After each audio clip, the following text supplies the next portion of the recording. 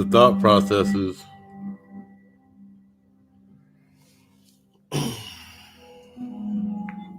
of the eyes.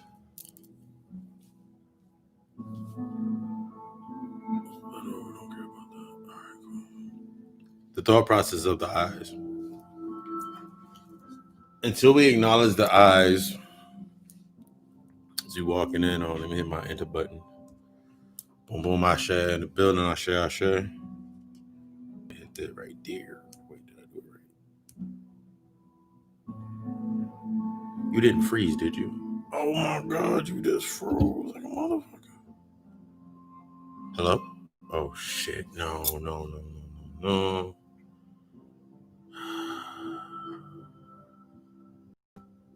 Okay, we're good. All right, we're good. All right. The aspects of our acknowledging the eyes. The most important aspect of our growth, shadow work, just overall, the general aspects of us coming into this new energy, new moon energy is energy in general. Tapping in the energy, interfacing with the deities, all of these aspects. It involves understanding the eyes. In a very excellent book, I've given it out during a couple of lectures. A very excellent book to start with to get into these aspects is Revolutionary Psychology, The Practical Spirituality That Awakens the Consciousness by Samuel and Weor. Excellent book. That's my usual reading in between them. That's my reading in between readings and handling my daily day-to-day. Acknowledging the eyes. If we do not first acknowledge the eyes, the aspects of ourself, those many eyes that are within us, then how can we understand the points of purpose or the points of purpose or the purpose of those points? That's what we're going to be getting into tonight. In redlining the redlining district. A lot of times we like to take our ego or our identity, who we were, who we became, and we build our entire world, our entire space off of our identity. We build our entire world off of the traumas. So if your entire world is built off of trauma, think about this entire realm is built off of trauma. Even if you look down at the lower level, it takes pressure to create everything within this space. To pave roads, you got to apply pressure. To bend steel for pipes and railroads and all shit, it takes pressure. It takes that's the aspect of bringing trauma or a sequence of traumatic events to produce the final product. This is how we have to start looking at the scape of everything being that reflection. Everything outside of you is a reflection of you. I say this almost every week. But like everything outside of you is a reflection of you. So if everything outside of me is a reflection of me, that means if it resonates with me directly, I have to first understand what layer of me does it resonate with. The biggest aspect about understanding what something resonates with me is it based on my ego or my identity? I'm a black man. Is it based on a trauma that I haven't dealt with? Or is it something that's against my soul? Because if you acknowledge the three different eyes within yourself, the three eyes, those parts of yourself, you'll start to see where that is projecting from, or understanding that You can't activate your light body until you understand these aspects. A lot of times people come into their spiritual, people come into their spiritual practices, their spiritual path. They want to come on their path. And most people, like, it's normal. Most people want to start at the top. Like, I want to start at the top. I don't want to start down there at the bottom with the I don't want to start down at the bottom with the initiates or the neophytes. I want to be at the top. I want to be at the top. It's not how it works. You have to understand that in order to know where it works for you, how it comes into play, you have to start at that beginning. You need that beginning aspect. There were so many things that in the beginning of my path, my travel, me going to the next level, me doing my thing. There were so many different things that I had to look at that I realized that if I didn't start at a certain point, the point of the neophyte in this life cycle, that I would have I would have jumped over the moon and forgot a whole bunch of shit. I had to be able to humble myself because my identity, that I of myself, was the I of myself that was telling me that I was the king, the queen, attaching to the concepts of simply switching from I'm no longer binded by anything that's under, I'm no longer under a binding or anything under a religious fundamentals. I'm just going to switch over context. My ego was switching over to context, like to those principles, the fundamentals within other parts of my studies. I was excited to get my Ankh. I was excited to get my eye. I was excited to get pyramids, and I was excited to do all of these things. But I would get the things my identity or my ego could feed off of it. I could post a picture saying like, oh shit, I just got my new Ankh, da da da. But I didn't do it. Something in one of my eyes, my soul, the primordial essence of myself, did not allow me to jump out there. I'm gonna jump out there and I'm gonna start debating and yelling and arguing with other niggas about their shit. No matter what you arguing with somebody in a debate, their shit's it's gonna be right regardless, because they went and found the information to make their shit right. Just like you gonna find the information to make your shit right. But this became my thought process. As I was going through, I'm studying the aspects of traumas, because that was one of the biggest things that they had us, like one of my biggest things that resonated with me when I was going for my psychology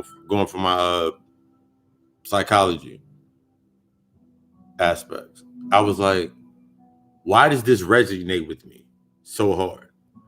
And then I was remembering the only reason that I wanted to go and study psychology was to understand my mind. That's all I wanted to do. After the 5 years actually, of going through all of the studies and going through all of these aspects, I didn't learn any. I really realized that I didn't learn anything. Yeah, I knew some new words. Yeah, I knew some new words and some new ways to express shit. Yeah, I knew how to say shit deeply. I knew how to give the statistics based on reading somebody based on statistics. Yeah, I knew all of these things on this intellectual aspect, but it didn't usher me into, oh shit, that's what I'm going to be doing next. I'm going to be a psychologist. When I was done with it, I was nowhere in my mind at the time. I was like, yo, you know what? Yeah, this is me. I was even more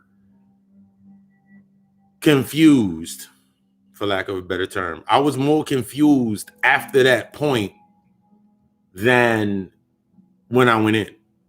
Of course, everything else on top of that. But the reason why I can look and say why I was still confused was The intellectual aspect was simply my surface. My ego could say I am shit, I'm a psychologist now. My ego can say, okay, I can read niggas at parties. My ego said these things. Then I started searching. This aspect in breaking down and understanding yourself, bringing yourself into the higher aspects of yourself and truly understanding yourself, bringing yourself into this space. Understanding that everything outside of you is a reflection of you. That's the first key. The second key is realizing that everything outside of you that resonates with you is not resonating with one part of you. It's resonating with those many eyes. It's resonating with an aspect of you. That's why it resonates. So if I see a traumatic event, if it resonates with me, it's resonating with my trauma. Because I remember I remember still looking at 9/11, looking at shootings, killings of Black people. This is even when I was 2005, 2006, and didn't feel shit. I didn't feel shit. Like, didn't feel it. I think the only time I actually felt anything was when I saw a 13-year-old kid get shot. And the only reason that resonated with me was an aha moment. The only reason that it resonated with me because I lost my cousin at 13. I was 13 when my cousin, I was 13 and my cousin was 15 when he transitioned, when he got shot. So that's how it resonated with me. No one didn't have to tell me this aspect. I was like, wait, after that soul searching, people will say soul searching, I found out to myself, like, that's the only reason that it resonated with me. But every other killing, mothers, and all these aspects, if I didn't directly correlate with something about myself, I didn't truly care about it. Half of my shadow work was wondering why I never cared about certain shit. I never had the emotional aspect of caring about certain things. And then I remember I went down to travel, like, oh, you're an Aquarius, Aquarius are detached from your emotions and all of this shit. So like I accepted I would accept mother like, oh, he's an Aquarius, he's just attached from his emotions. So I even noticed with that aspect, when I started thinking in that manner, I started meeting more Aquariuses that thought in that manner. And then I started realizing later on, like, come to this moment now, I was like, everything's a reflection of me. It's not based upon the image. The hardest thing for a lot of us is the image. It's the image that we get stuck on. That has nothing to do with me. It doesn't look like me. We'll look at something and say that's white people shit. We'll look at stuff and say it's automatically programmed to your head. We'll look at some shit and that's white people shit. We'll look at some shit, but like that's why that's their type of shit. That's their type of shit. That's this shit. We naturally subject and compartmentalize things that have no inclination based upon our ego, our identity. That's like if somebody that's like somebody puts up a post on Facebook right now and says, you're not Black if you don't like pig's feet.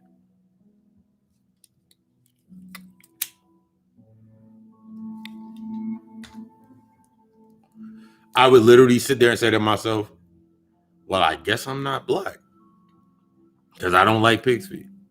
And then throughout the comments, you have people going back and forth, say this. You'll have everybody going back and forth. It's a laughing and joking manner through the context of the conversation. And then somebody's going to drop, you can't put this on Black people, all Black people like this and whatever. Somebody's going to take it to one side of the extreme, because the other side of the extreme is the laugh it off. The other aspect is to be mad and try to prove something. So based on your identity, what do you sustain yourself in, and you allow yourself to redline yourself. We either go by redlining. You remember redlining is when they cut off and made certain houses for only people could get, and they wouldn't give black people loans. But taking it deeper past that aspect to be able to champion that aspect and perfect it, changing the definition, changing that narrative in ourselves, we have to take these same terms because these terms created our identity. Every term that they used in these aspects created your identity. It's just like when people say, just like niggas say the N-word. You can come to an aspect and point in time to where you can have the intellectual information of understanding where the N-word came from. Nigga, Nijis, Naga, Nagus, it goes all the way back. You can have all of the intellectual information.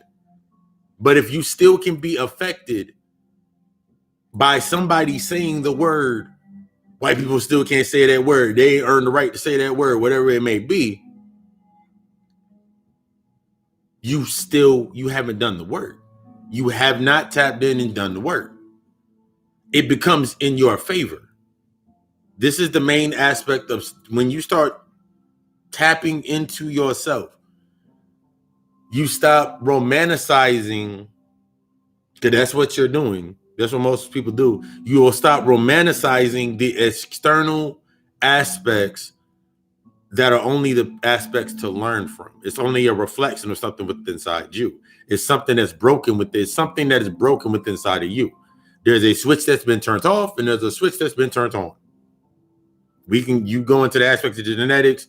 Everything creates this disposition to shut shit off and shut shit on. So if I'm sitting here in this space, I am sitting here in this space. If I'm sitting here in this space and certain shit was not turned off in me, certain triggers were not turned off and other triggers were turned on, I could be, it's all based upon the traumas and whatever it is, because it will not give me a chance to actually look at it from both sides. You've only looked at it from one side. You see what you're seeing right now. In the whole aspect, this whole year is the year for the creative, because it's been nothing but chaos. This shit's been building up for a while. This reminds me of when Google first came out. This reminds me of when Google first hit the scene, and I was like, man, nigga, I wish I could have invested in Google. I remember a couple years later when Google blew up, and I was looking, I was like, man, I wish I was old enough to invest in Google, or I wish I was around individuals that were like in the aspects of investing, because I was always into that aspect.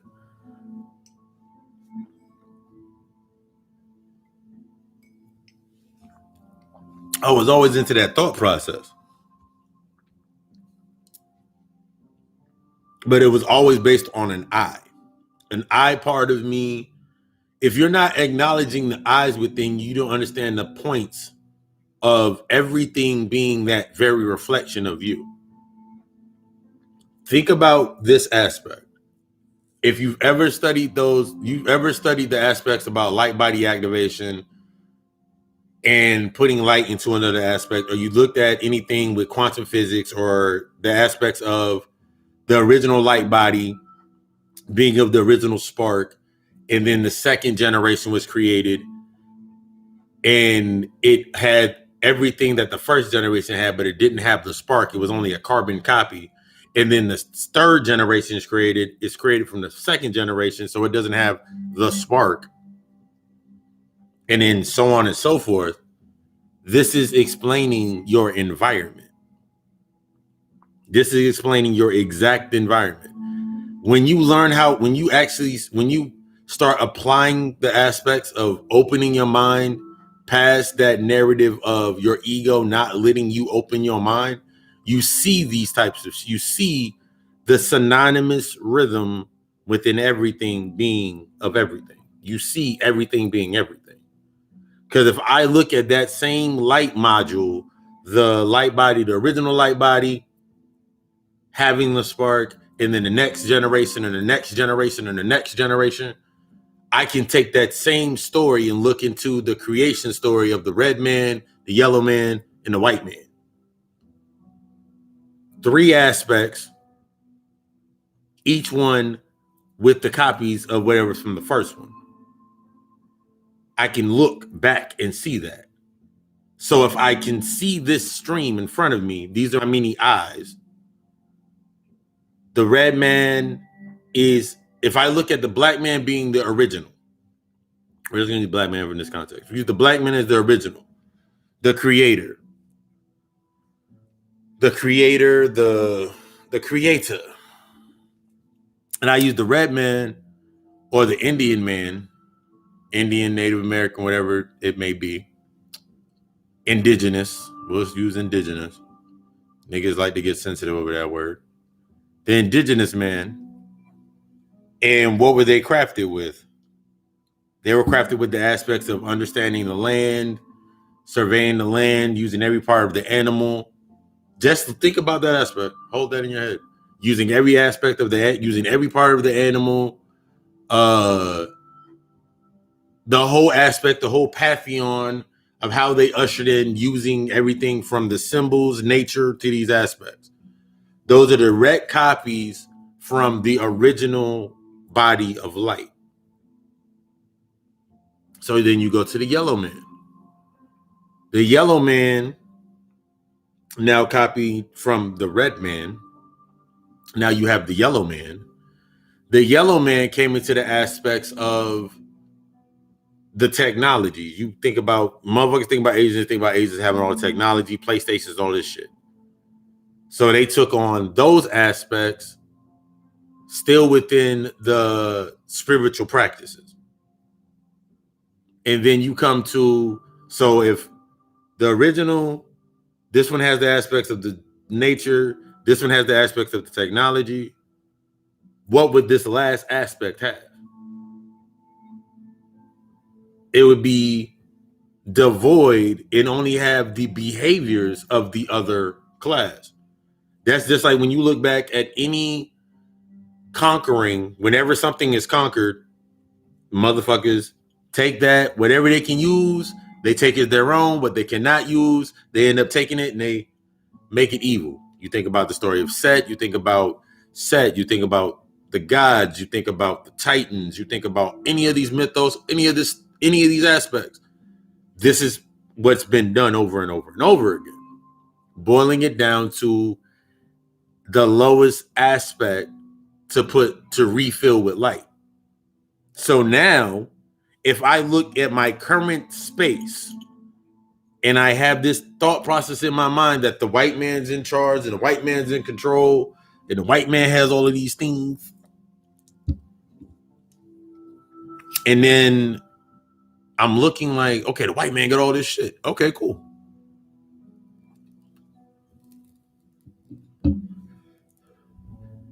Based on intellectual, even though it's a devolved sense, it's on a destructive sense of a de-evolutionized mindset because it does not have the original light. It's the furthest away from the original light.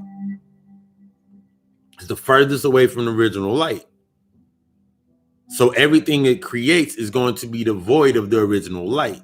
So by natural, just by that natural lining, it's devoid of everything from the natural light. It's the furthest away from the natural light, furthest away from the sun. It needs the sun. It needs the sun. It needs a soul. If it cannot acquire a soul, it must destroy everything to acquire a soul. So everything that you look at throughout the aspects of history is built upon that narrative, destroying everything to get to the soul. So if I'm looking at everything being a reflection of me, it's doing everything in its power to destroy the identity of me, of what I claim to be. So I'm on both sides. It's destroying the identity or the identity that you has only been programmed onto you in that aspect. Slandering, destroying your character, appropriating your shit. Nigga, it's your kid. In the realist aspect, it's your child. It's your kid. What the fuck? Your kid is going to put on your shit. Your kid is going to do exactly what the fuck it's supposed to do. You can't get mad at a child for doing what a child is supposed to do. This changes that narrative in your mind when you're dealing with that. And this same line goes into the aspects of trauma. This same thing goes into the aspects of understanding trauma. If the woman, if the goddess, the queen, has every egg within her body, she has every egg that she has every egg in her body that she will ever produce based on children is in her body at birth. That's produced is in her body at birth. That means those same eggs were in her, the same eggs that were in her were still in her when she was in her mother. And the same eggs that she came from were in her mother, were in her grandmother. Remember, we're talking about turning shit on and turning shit off. So if the same traumas, the same elements of the environment that created my great-great-grandmother were in play and only continued into the aspect of my grandmother, my great-great-grandmother, to my great-grandmother, to my grandmother, to my mother, those same aspects were kept in rotation. That means there was no learning. There was only certain aspects based on the identity that we're going forward. So we're accepting that narrative going forward based on that narrative. If some shit got shut off in the beginning and got turned on to somewhere else, and it's an unhealed trauma, and it transmutes through pain, everything's transmuted through that aspect of pain down that wavelength, and then it comes to you, the traumas that happen to you are predetermined based on that algorithm, not on the image. So it was predetermined based on certain things that were not done. That's why if somebody sits here and that's why somebody can sit here and be mad at pedophilic America and taking children's innocence. But at the same time, where does it resonate from within you? Not from the identity standpoint that I should stand for this. Where does it resonate with you truly internally? Because if you didn't see it, you didn't hear about it, would you even care about it? If you didn't see it, you didn't hear it, would you even fucking care about it?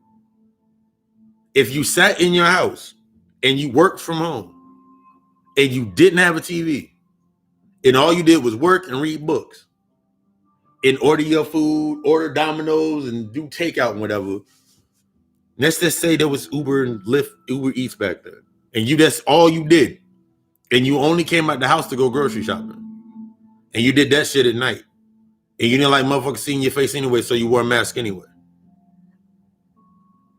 And then somebody was to tell you, "Oh shit, nigga, there's pedophiles in Hollywood." Nigga, what's Hollywood? Nigga, what's Hollywood? Nigga, I don't watch TV.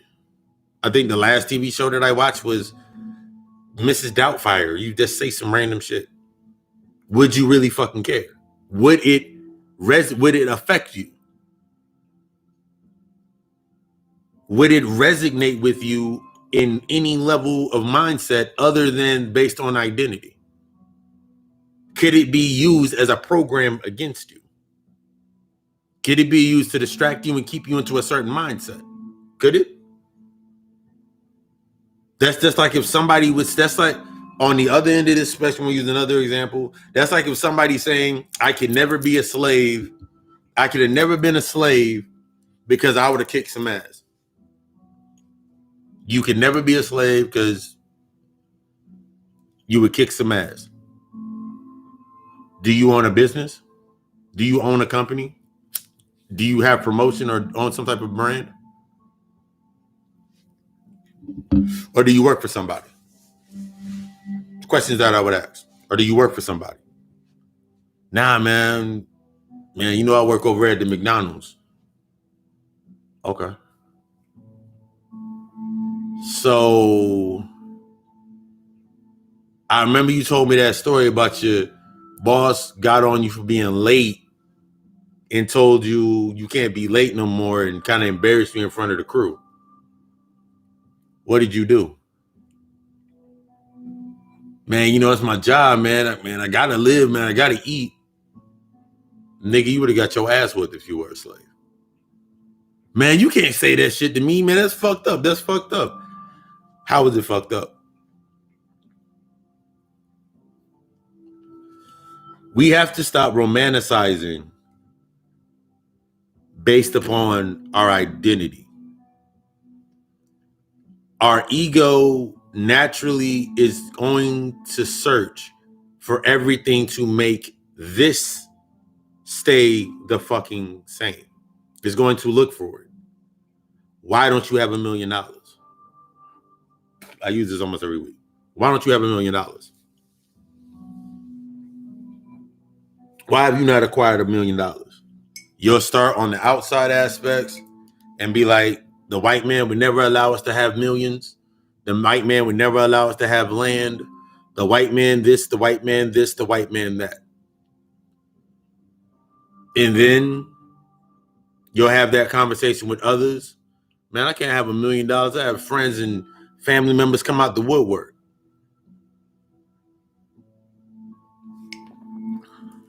Then you'll boil down again and you'll be like, man, I wouldn't even know what to do with $1 million. I wouldn't even know how to acquire $1 million. The one that says they do not know is your subconscious mind. The one that's blaming the external aspects of the identity is your ego. Or is actually your super ego. Super large outside. And the one on the inside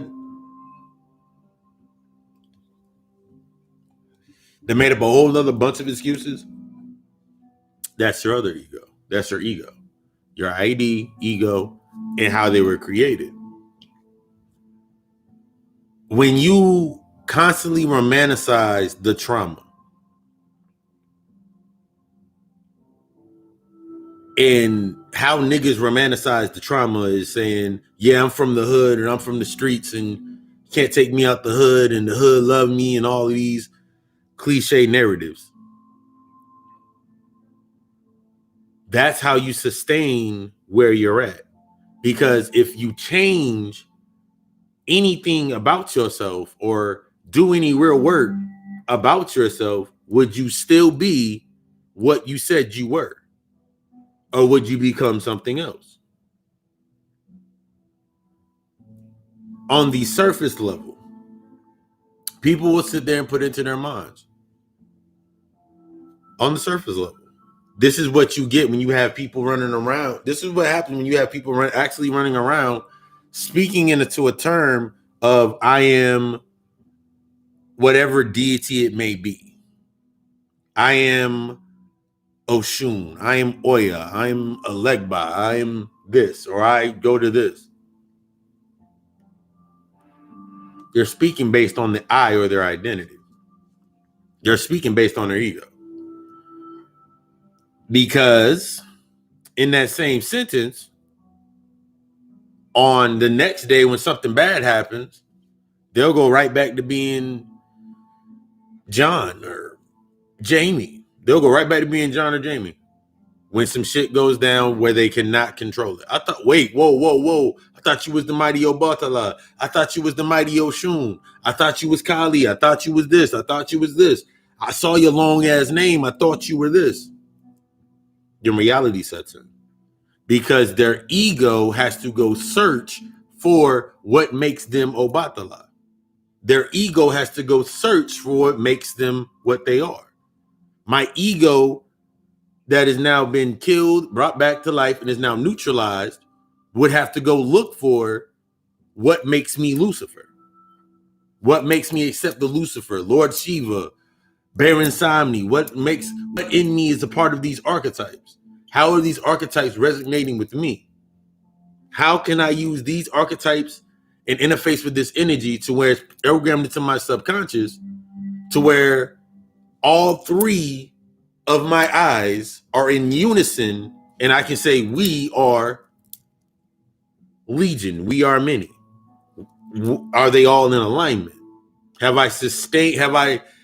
can I create that body of light, that body of work without going to this aspect first? Because in reality, my ego, my identity, yeah, I can yell out, yeah, I'm Papa Lucifer Somni. But the moment that something comes up that hurts me or triggers one of the other eyes that I have not worked on, exactly. What you claim shows that, yes, that's exactly what it is. That's the exact point of it. That's the exact point. And a lot of people do not like that aspect. That's the exact point. The title is easy to acquire. You can go into a book, you can read a book, you can channel, you can meditate, and it comes to you in your mind like, this is the name that I'm going to be. First part of the aspect. Look at the attributes of said deity, said energy.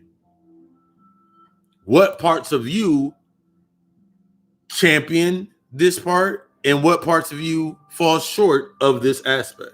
Because this is your higher self aspect.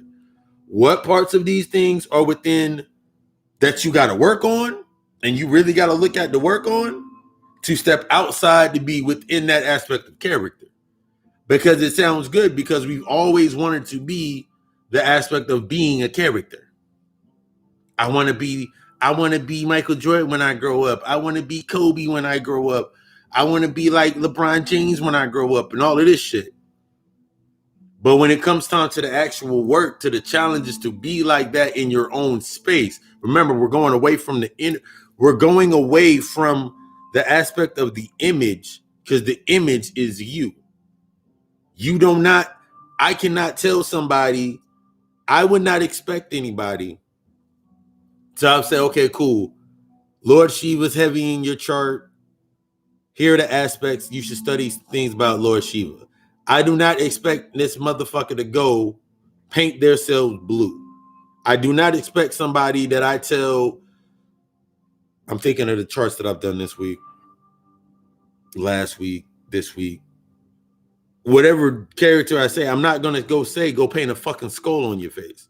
If Papa Legba and this energy, voodoo, is heavy in your fucking chart based on what you told me through your what's called. I'm not going to tell you to go do that.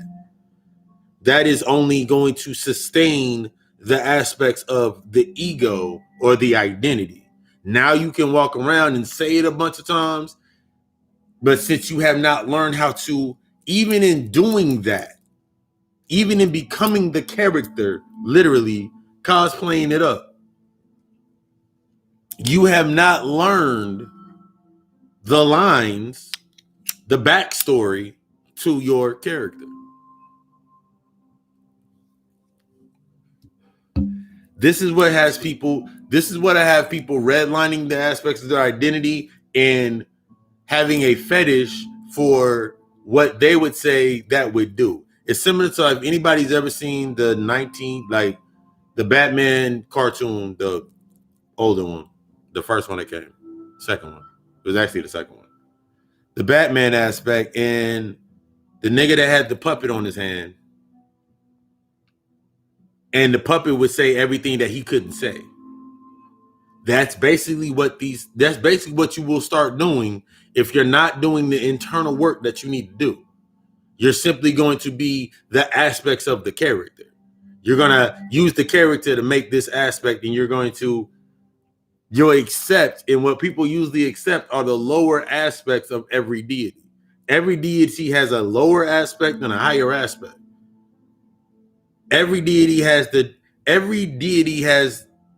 a destructive quality, a trickster quality, all these lower level qualities that are closer to your humanity.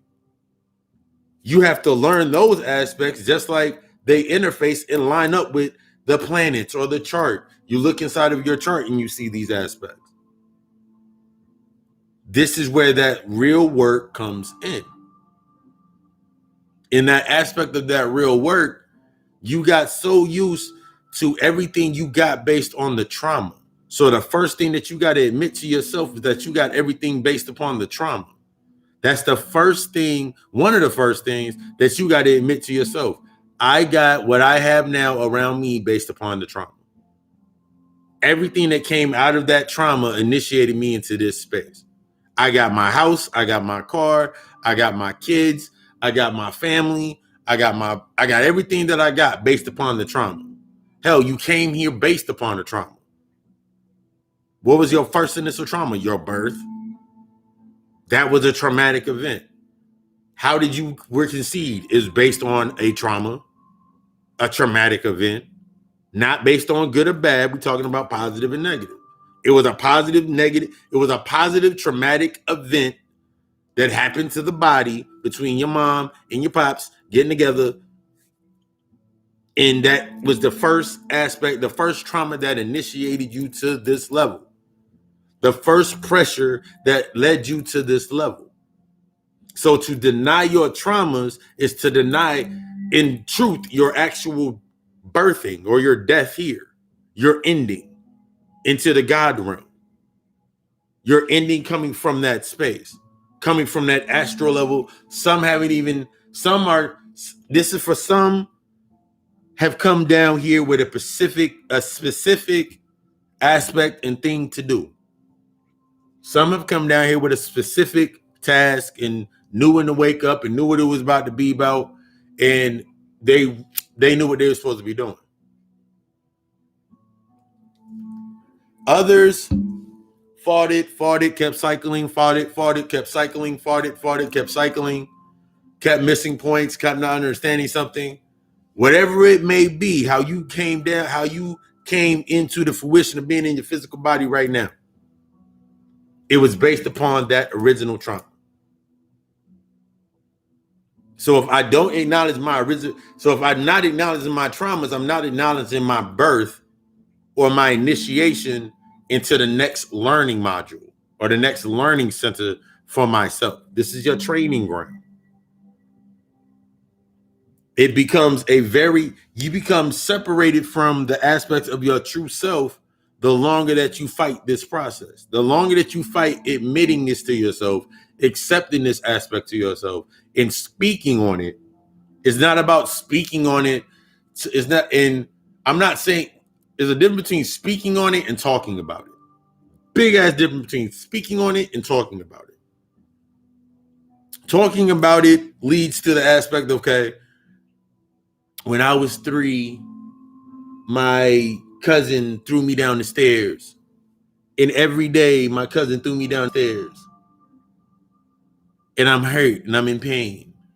This is what you have a lot of motherfuckers that when you watch, if you see TV or you see things, they're living off the transmutation of the energy that comes through the trauma, saying that they were traumatized.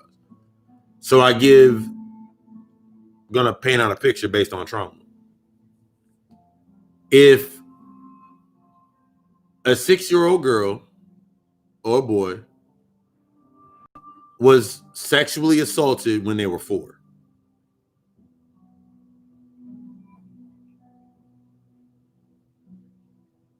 then it went from 4 to, we'll say, about 12. We'll say about 4 to 12. In order to understand the developmental issues or why they are certain ways within that aspect of their self based upon the trauma,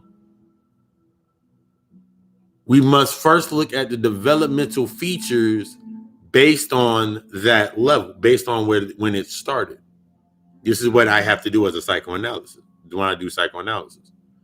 So if I'm looking at a 28, 29, 30, 35, however old an adult, we'll look at, let's say a 25-year-old patient. And I'm listening to them, and I'm listening to their stories, and I'm listening to how they speak. I'm listening to their beliefs. I'm listening to everything. I'm taking in all this information. I'm looking for the stopping points. I call them stopping. These are those points of purpose. The points of purpose are the points of initiation. I forgot the name of the damn book. I think it's called Points of Initiation. No. No. I'm looking for the points of initiation.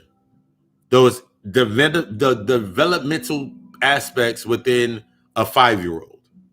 Because when you start noticing this aspect, your imagination, and all of these things are grown between 1 and 5. Actually, your imagination shut down between 1 and 5. You stop imagining. You still believe in like Santa Claus and all of these aspects and shit, depending on your parents and what it was taught to you in that aspect. So that trauma is now masked behind those aspects of the belief, that developmental aspect. That's why it's so easy to manipulate a child, because you can just say, oh, we're playing pretend, or we're playing dress up, or we're playing this. That's where it started at.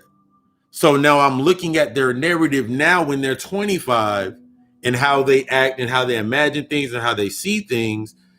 Will it be on a normal pattern, or is it based on a twisted aspect of what a 5-year-old shouldn't really be thinking? So somewhere within their mind, one of their identity, one of the eyes within them is stuck within that 5-year-old space. They're stuck within the mind of a 5-year-old, somewhere inside of that, based on that trauma. So we go from 5, 6, 7, 8. We'll go to 8. So now I'm looking for the aspects of I have to look at the developmental aspects of a normal 8-year-old child.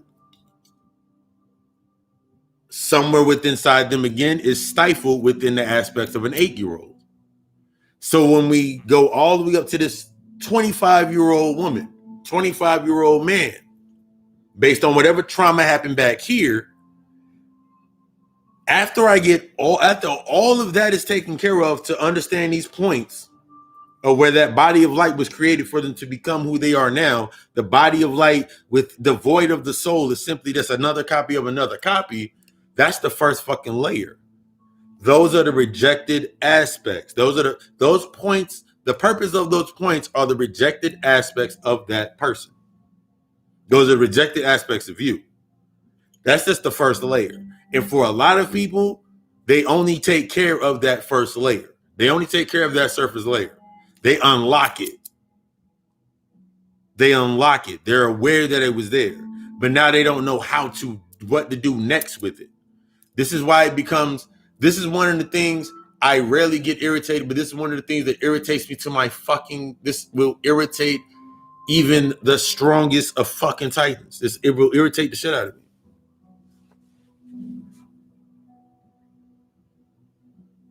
There's work to still be done. But what if I just forget about it? You can't forget about it. It's instilled in these points.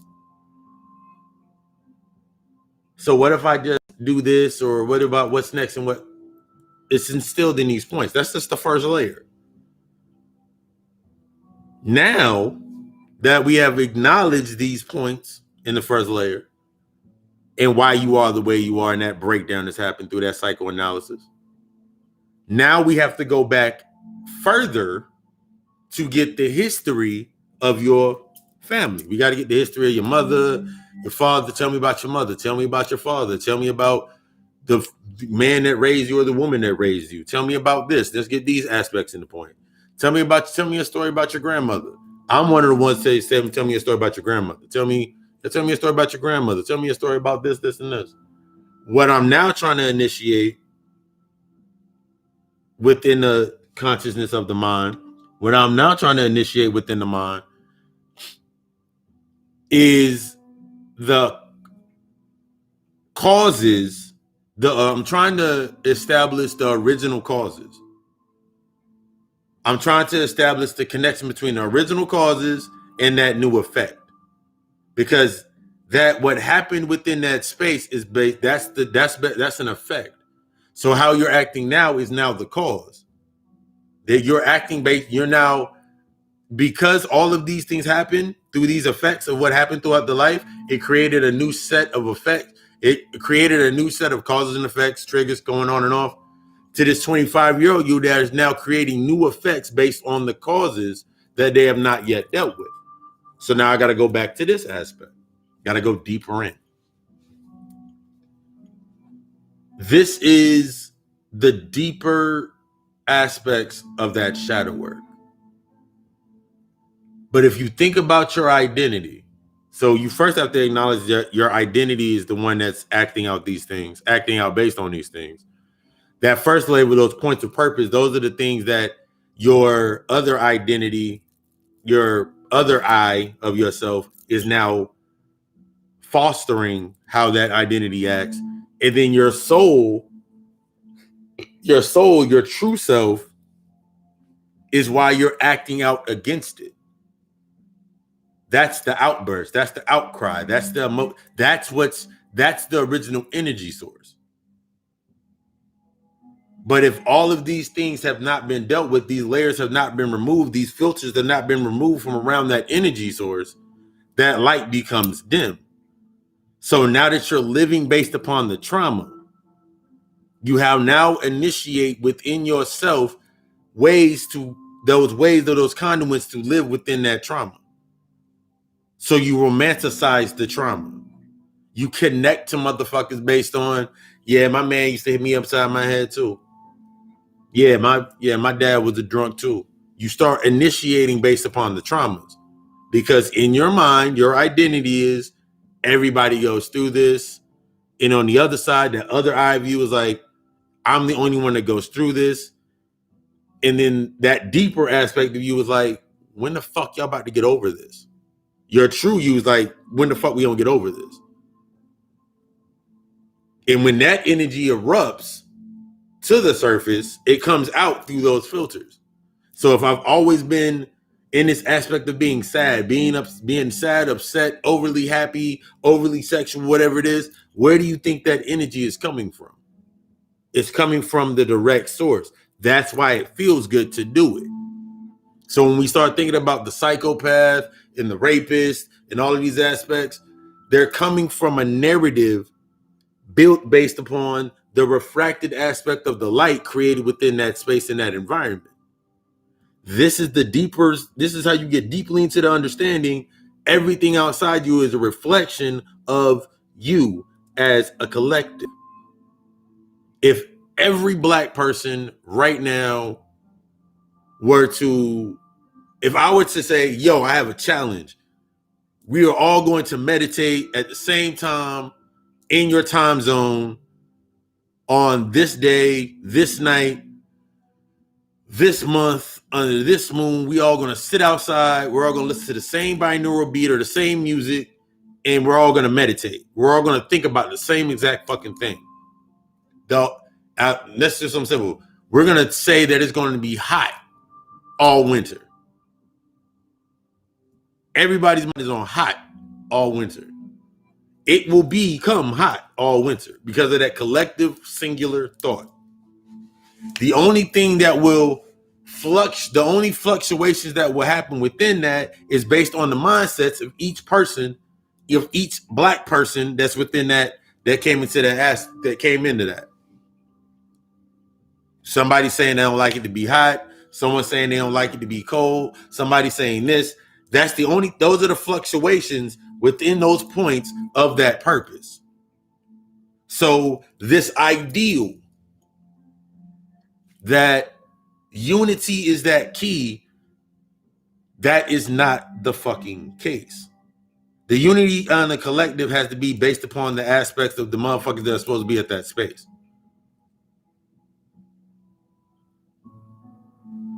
You're never going to get more than who's supposed to be there in that space.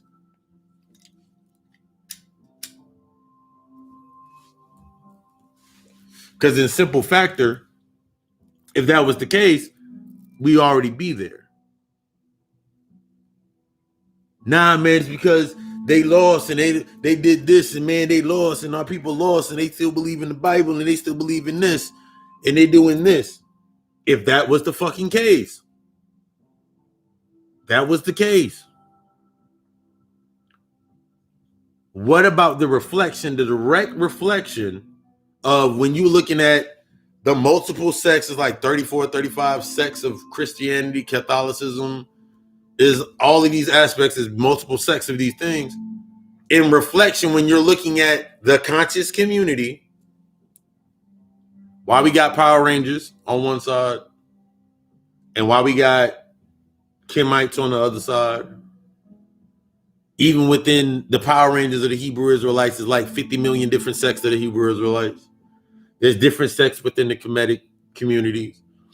There's niggas fighting over polygamy in polyandry. There's motherfuckers fighting over all these different aspects. How can you expect somebody to come into a space if you have not yet created a balance? That must mean that that must mean that it's based on a collective narrative. It's not based upon the image of everybody, because this is what happens when people trade out this one side for this side, and everybody will sit there and say, and it's crazy that everybody says it, but in the contradiction, they'll be like, nah, you got to do it this way, and this way. Not understanding that you get stuck within the discipline. You get stuck within is simply a discipline or a learning tool to usher you into understanding to go to the next level. I will never tell anybody you got to be plant-based. The only time that I can tell somebody, yo, plant-based, becoming plant-based for at least a year to 2 years, 6 months is going to turn off a lot of that triggers that are inside of your body that are giving you the sicknesses. And there's going to turn it's going to start healing itself. It's going to start repairing itself. That's only, even with that, there's only one half of the aspect, because that's just on the physical. Because I could tell somebody, yo, just go eat healthier and your diabetes will go away. I can just say that to somebody, have information that backs that up, but it's based upon the mindset. This comes into the aspect and understanding that the information that comes down is only coming down to the information that comes down to you, the context of how you understand the information is based upon your level of your own consciousness, where you're at in your work, where you're at in your works. There's shit that I've said to people. There's shit that I've said in earlier lectures that people have reached out to me and said, yo, I remember your reaping lecture, that was the first lecture I did on YouTube. I remember your reaping lecture and the shit that you said in that shit. Like, yo, I'm just now I get it now. That's the point. You're not doing any of this shit to keep your image intact. I do none of the things that I do. They're not coming from a space for when somebody comes and says, yo, the way you did this and how you broke this down and what you said in that lecture, yo, that shit changed my fucking life. I'm not here for that aspect. I have the compassion to understand, like, damn, you were on that frequency with that level. Much gratitude. I can go on about my business. I'm not going to feed upon that because there's no necessary need or want for that. I'm not going to romanticize, yeah, I'm out here saving all these niggas. I'm saving all these bitches out here. You lost bitches and lost niggas. The fuck do I look like putting myself into that mindset? Romanticizing the identity. Therefore, now I have to stay within that space. Now I'm building myself. Now I'm putting my light into this space for me to sustain that space. Now I'm there. Now I'm going to continue doing this. Now, when that space becomes too saturated,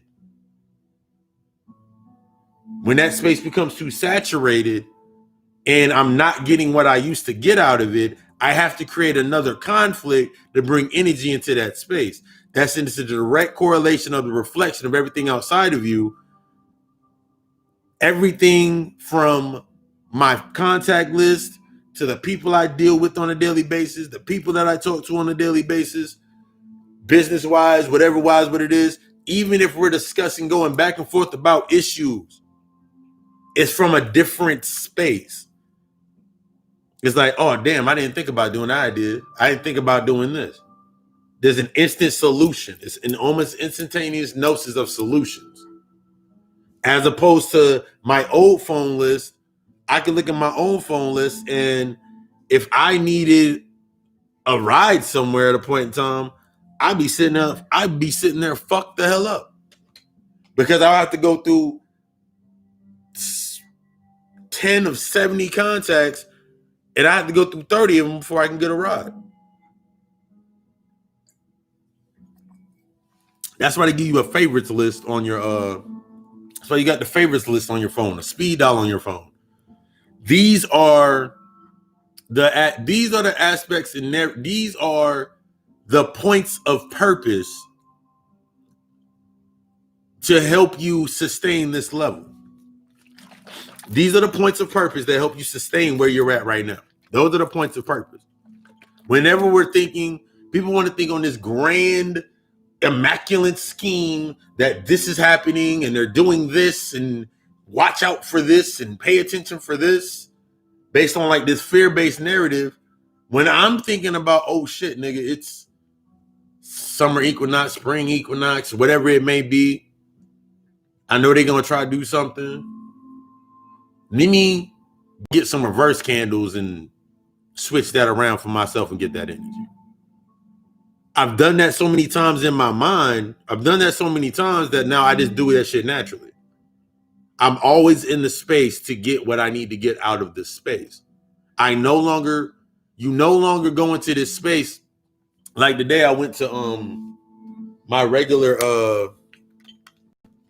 I went to my crystal shop joint where I got all my herbs and shit here.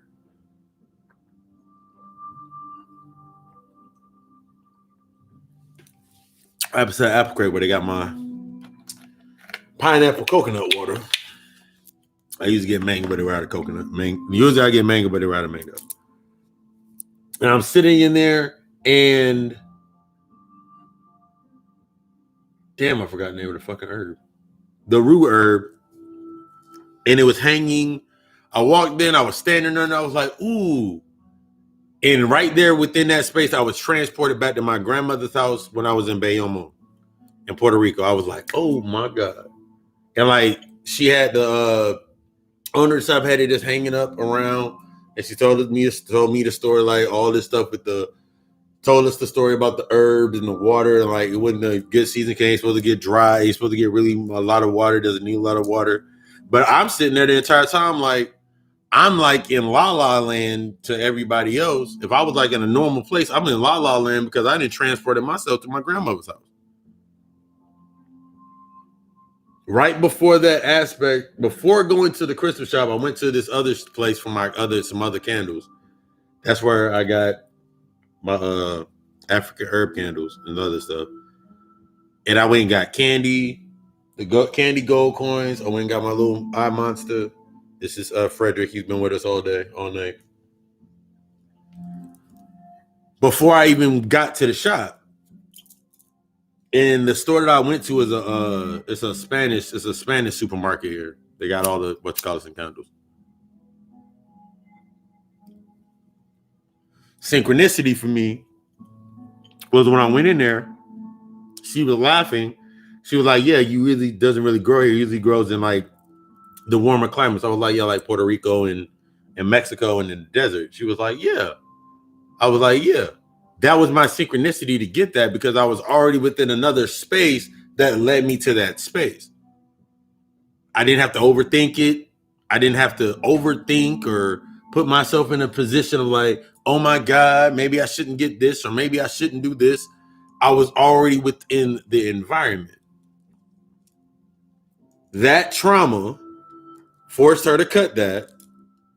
cut it down, bring it to the shop, sell it. And I looked up and got some. I was in that position.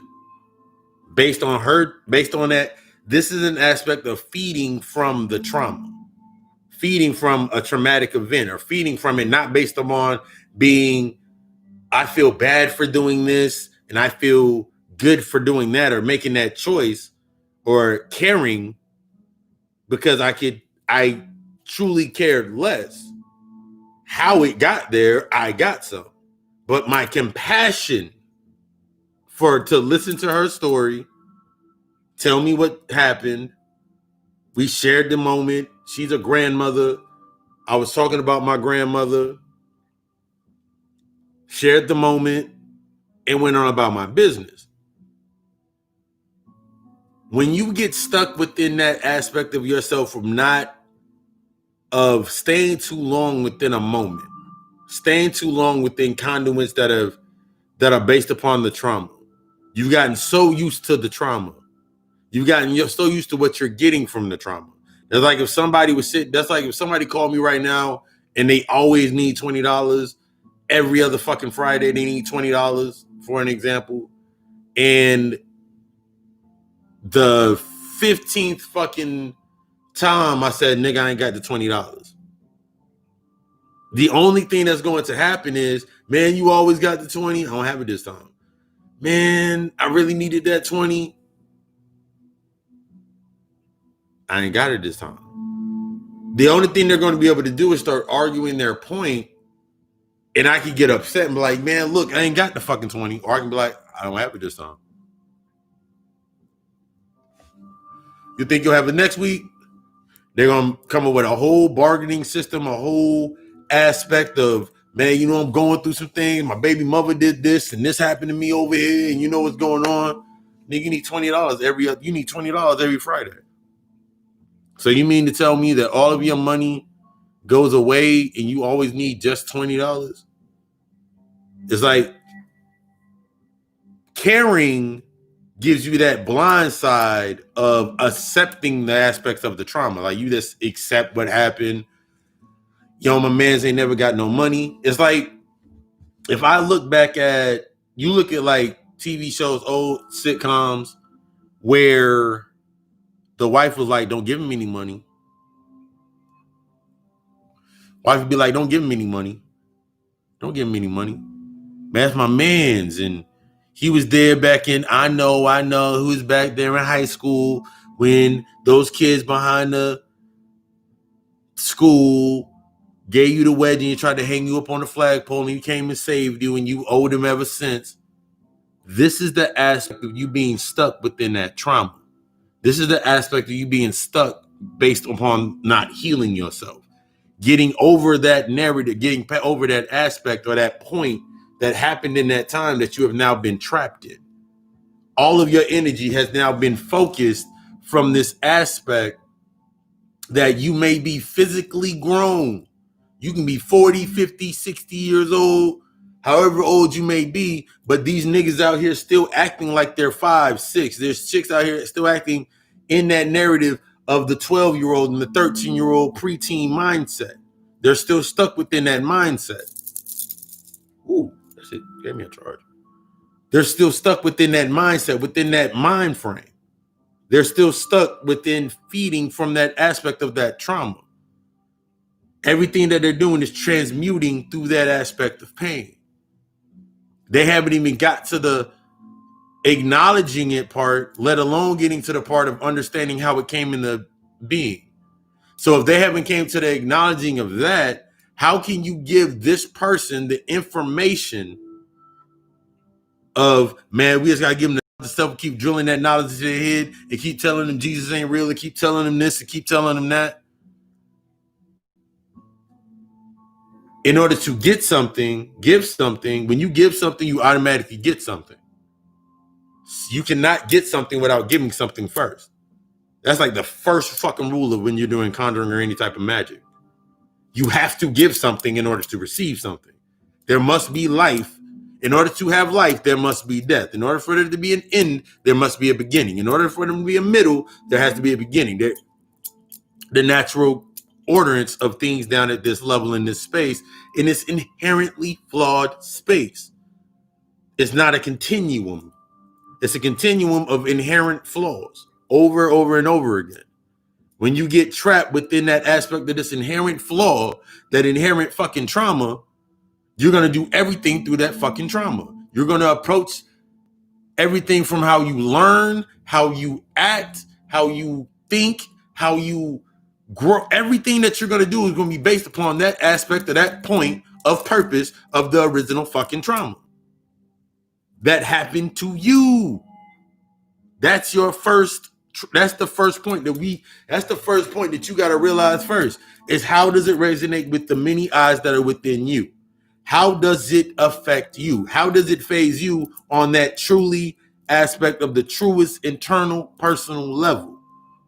If you didn't have a television, you didn't have a radio, you didn't read the newspaper, all you did was take your ass to work and go your ass to the house. You stop by the gas station, you stop by the corner store, you stop by the whatever you stop by, go get your drink, go get some blunts, and you go right back to the house and you watch fucking TV. And that's all you do. You watch the fucking sports, you watch ESPN, you play your game. That's all you fucking do. Then in reality, if I'm looking at a killing or if I'm looking at something happening, would it really affect me? It does not affect me unless things cannot phase you, not unless it is either artificially implanted into your mind or it's already within you based upon a trauma that you haven't dealt with. The only thing worse than something that's been artificially implanted into your head based on mind control and programming is the shit that you don't even realize is there. Because even for the thing to be artificially implanted into you, similar to if I needed a heart, that's funny on so many fucking levels. If I needed a heart, the donor to my heart has to meet certain requirements for them even to be considered to be a heart donor for me. So if I'm looking based on that, if I'm looking based on this, everything's a reflection of me outside of me, within my environment. If I'm looking at the things based on the many eyes that are within myself, anything that revolves around the aspects of blaming others for my shit or setting up the tone that somebody else is the reason that I'm like the way I am,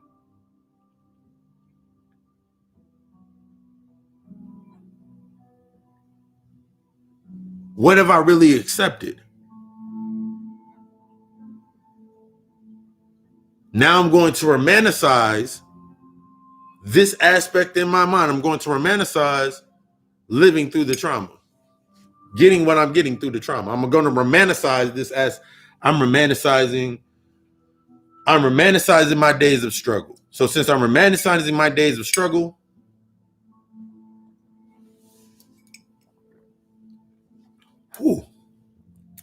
that was very strong. Since I'm romanticizing my days of struggle, my default goes back to the struggle. Everything that I do has to lead me back to the struggle because that's the narrative and the place that I've chosen. I've not chosen to do any fucking work outside of, yeah, nigga, this shit just keeps happening to me every fucking week. This shit keeps happening to me every fucking day. This is just the way it is for life for me. I've accepted that. So how, even if in that aspect that I want to get this, or this, let's say I want to set my intention. My intention is being fueled. My intention needs that vehicle. My vehicle is the vehicle is being fueled by that narrative. So if I sit here into the aspect of, I want to take on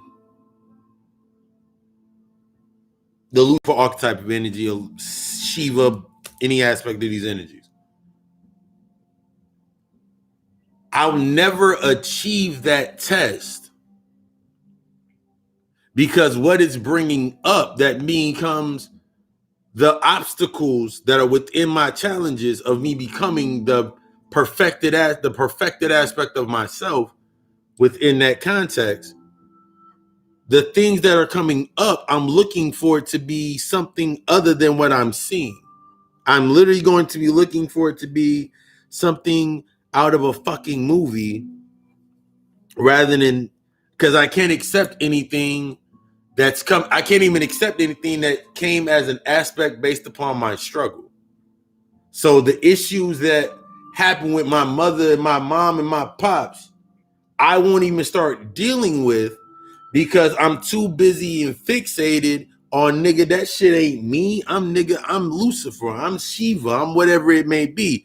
I'm a Power Ranger, I'm this, I'm nigga, that's the surface. That becomes your surface aspect of what the fuck you doing.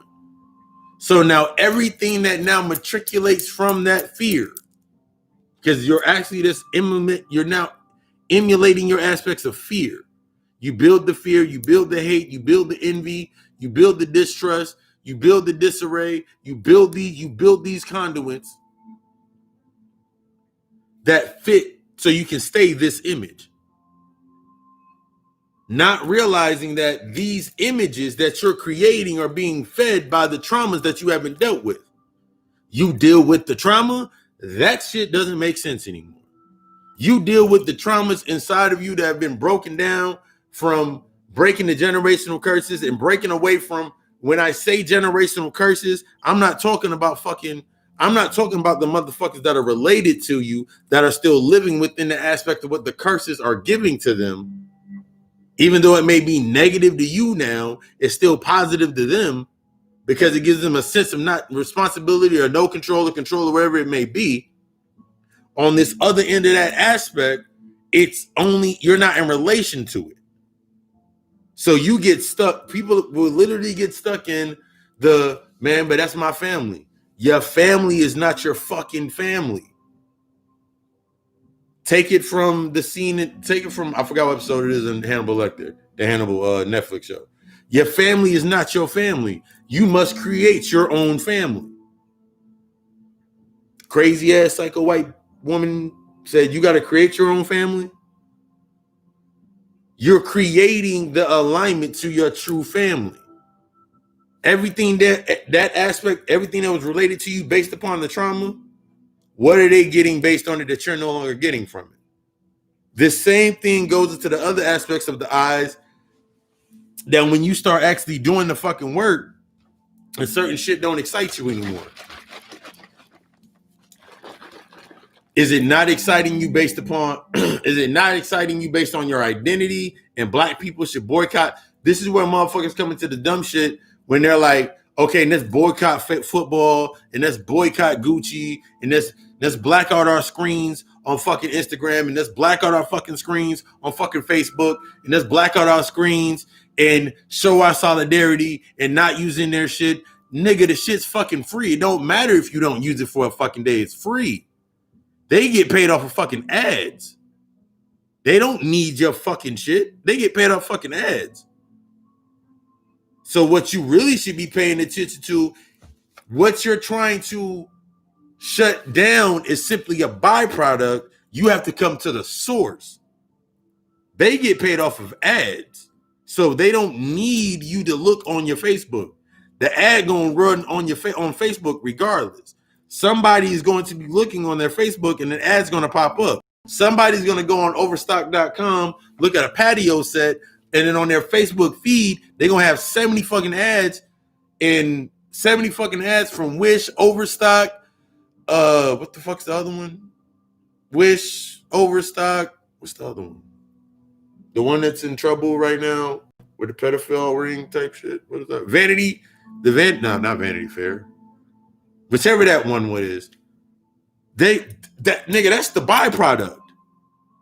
You did some research. This is your byproduct. So you're trying to shut down the byproduct.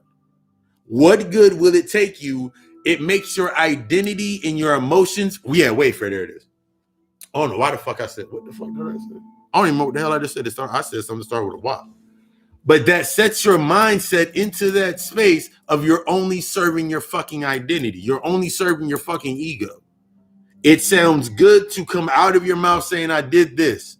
Yeah, I went over there and I marched and we broke into a store and I got a big screen TV and now it's sitting in my living room, so I got a TV.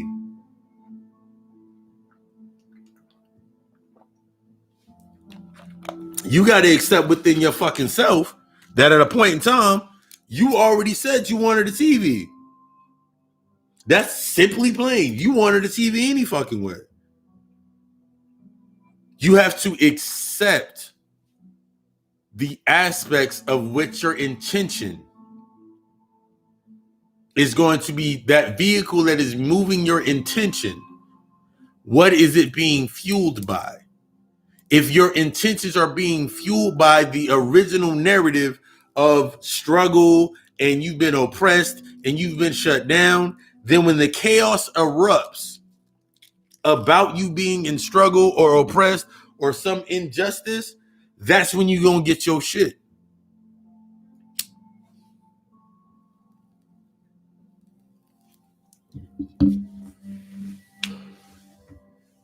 When the chaos erupts, that's when you can create your shit. What are you invested in? What work have you done to actually be able to champion into that space? I thought about it earlier this week. I was like, nigga, I'm in the perfect fucking position. I could have not been aligned into the more perfect fucking position. Because everything that led to this point,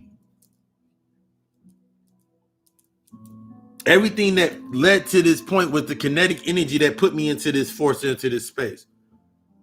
I just simply allowed it to keep hitting and shifting. And now I'm pulling from a space of potential energy. I'm not romanticizing about the kinetic aspect. It already happened. That's like if right now, if an ex hit me up and was like, I thought about this funny saying that we used to say and whatever it may be, and I'll be like, okay. And then they have a whole fucking conversation over over feelings that they haven't dealt with. I got one or two choices. My 9 times out of 10 choice, I can't go back. I don't go back. Unless it was inside of a position of a mutual aspect of understanding for learning and growing, simply grew apart. I don't go back. I don't go back to the end. I'm in a new beginning. I don't go back to the end. That became the overall narrative for me that I had to. That's one of those narratives within my shadow work that I had to accept. Why don't I feel bad for not wanting to? Why do I not feel bad for the things that I should feel bad about? That was the only thing. That was one of the main fucking aspects of my whole entire narrative in my growth. Is why don't I feel bad when I should? Why do I not feel bad when I'm supposed to feel bad? Motherfuckers tell me in my face, nigga, you should feel worse. Why?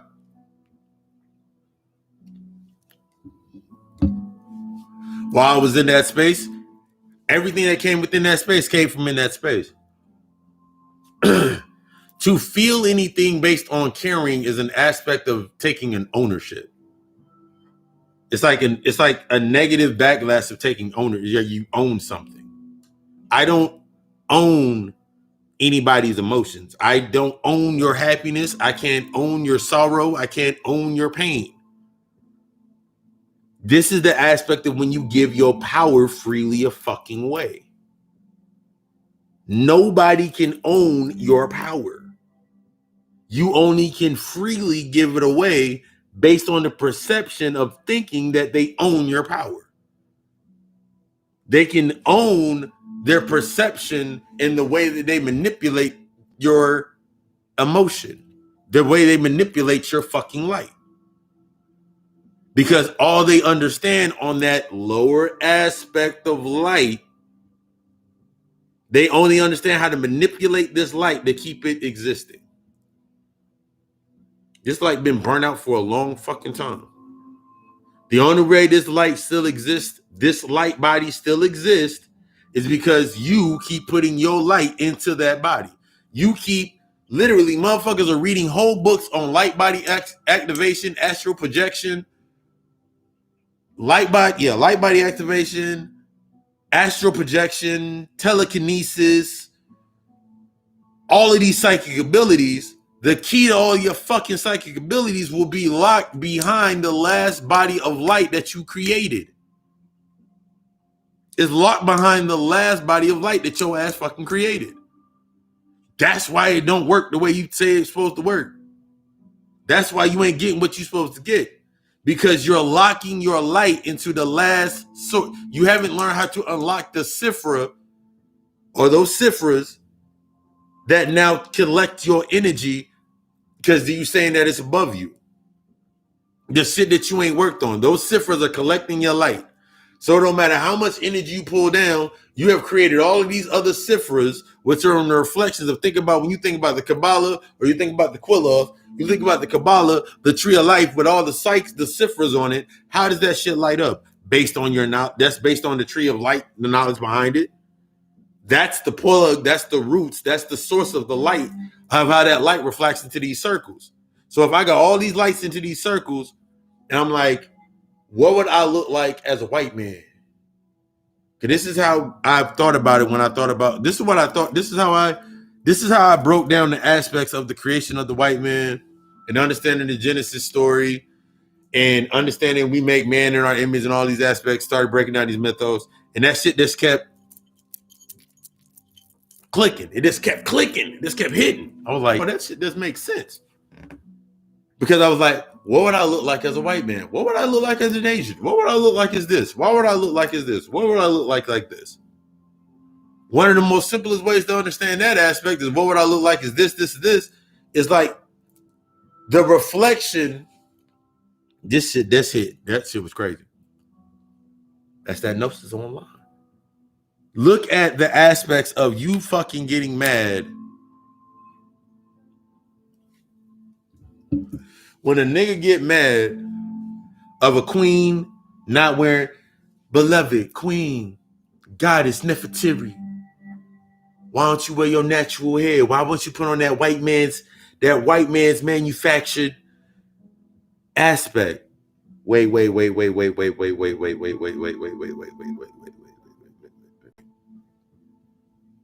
First off, nigga, shut up. You sound you sound fucking dumb as hell. Secondly, if we created everything, how can that be of their creation? This is just one of them simple points. You be like, how can that be of their fucking creation if we created everything? There have been wigs, weaves, and all this shit found in fucking sarcophagus and tombs in fucking Egypt and all over. This shit has been found. So for you to give them that power, that it is that's a white man's construct to keep the black woman down. You never get to the original point of surface of them doing it. You can't take it into an understanding. If I see, that's like whenever I see queens wearing one day their hair short, the next day they got a little fro, the next day they didn't got it for them fox locks, and all of these aspects, all I'm thinking about in my mind is the scenario in my mind is they wanted to feel a certain type of energy today. So if I approach them in that open fashion, my front is open, and I approach them like, I love what you did to your hair today. I saw you earlier this week. You had the hair short. Now you got the long. I like how you did that. This gives them the aspect that now they're not within a defense. They're not going to be within defense with whatever else they need to say when they're saying something. This gives me that point of purpose to why now my point of purpose is simply to be open to say that I admired it, to connect to that energy and to connect to this energy in a way of upping and rising the feminine energy in a physical aspect. So that's me feeding off of that energy. There is no, that's the intention that I'm getting, that it's an aspect programmed in my subconscious. I'm connected to that aspect of energy, to acknowledge that, to make that is the fucking sun. That's what I'm supposed to fucking do. So even in the lowest aspect of if little man, her son see me, she walking with her son, or some little kids walk past me and they see that, that's now in that aspect. I've done on all the levels of my light, have given an example through all of my streams of light within myself. So that now is, that reflection now comes back to me through all of these filters of light, through my true intent. I get that abundant aspect of power. I'm doing what I'm supposed to do. I'm not worried about the aspect, because until I'm able to fix it, I shouldn't have to say anything about it. This is where motherfuckers get that shit messed up in, worrying about the byproduct and not you. You're worried about the byproduct. We need an economic plan. No, nigga, you need to get your energy right. Nigga, we need to build houses and own property. No, nigga, you need to get your body and your fucking, you got to get this mind right first before you can create anything of that nature. Because you're only going to approach it from the aspects of the byproduct, from your ego. No matter how much you want to say it, you're only approaching it from your fucking ego. You went and rebuilt the whole fucking hood. Okay, good. Congratulations. 6 months later, you didn't build up this whole community complex. You didn't build up this whole housing complex. 6 months later, all them shits get foreclosed. Motherfuckers can't afford their loans. Motherfuckers going to the bank, can't get loans for the banks. The banks go give them the loans to get the houses back, and that shit goes right back to them. Why did it go right back to them? Because their mind was not in the place before they even had that home. If the mind is not in order, the body gonna follow. If the mind is not in order,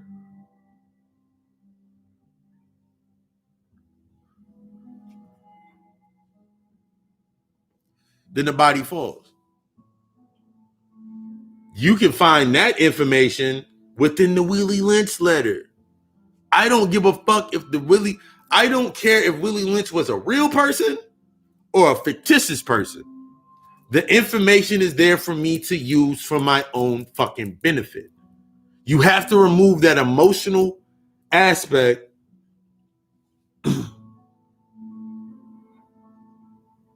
You have to remove that emotional aspect. Yeah, 65 for the consultation special. Consultation arena 65. That is the aspect of your mindset. You have to remove emotional, that human aspect, the narrative from the space. This is how you don't, because the humanity aspect is always in a need and want. So I need to be pro-black. So I want to have, so actually it can go for me then. I need to be pro-black, so I want an anti-black, anti-white. Or I want to be pro-black, so I need the anti-white. This is how you understand. This is how you start understanding the polarity to switch that shit around. To understand, like, damn, well, as long as I'm standing and fighting to be pro-black, and they're going to be standing there always being pro-white. But what if everything's a reflection of me? So every time I give my energy into being and speaking that I'm pro-black, or I'm speaking that I'm Afrocentric, or I'm speaking that I'm Pan-African, or I'm speaking that I'm one of these aspects, that should be just a learning tool. Get the discipline, study it, and then study and just keep moving forward. get deeper and deeper and deeper into myself, becoming the villain of these, becoming the champion as the villain of each one of these levels that I now go against, not based on not based on I'm banging on the Moors, I'm banging on the Hebrew Israelites, I'm banging on this, I'm banging on Christians, I'm banging on believers, I'm banging on these niggas, I'm banging on white people, you banging on all these, you putting yourself into that mindset, knocking all these other motherfuckers down, and you still have not understood that your compassion and that compassion module hasn't been activated within you because you ain't humbling yourself to the knowledge that you're getting from that space. Instead, you're going to be looking for the conflict in every one of the spaces that you go into. This is like this motherfuckers. The reason that most people will sit here and say they will not be a Moor, their most extravagant answer was, didn't the Moors put niggas into slavery? Didn't the Moors teach the white people this, and this? That's all you got from that. That's all you got from that. All you got is that they put you into slavery, taught white people shit. That's all you got from that. That's all you got from that aspect of thing. That's all you got from that. Out of everything that they've done, that's all you got from it. You got to get past that negative to get into the positive. Anyway, that's the whole aspect. If I'm sitting here in this position now, if I'm sitting here in this position right now,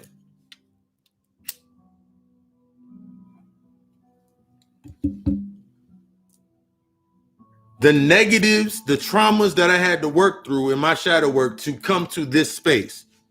Ooh, that feels good.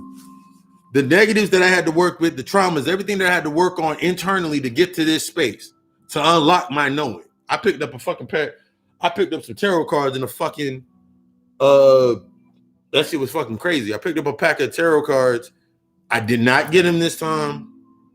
I picked up these oracle cards in fucking the shop today, and I knew everything about the fucking cards. But that's I just know. So I just do. Since I'm always in a state of knowing, and I'm humble to that aspect of knowing, I'm just going to be doing. I have conversations with myself on a regular basis by myself, because we have conversations with ourselves all the time.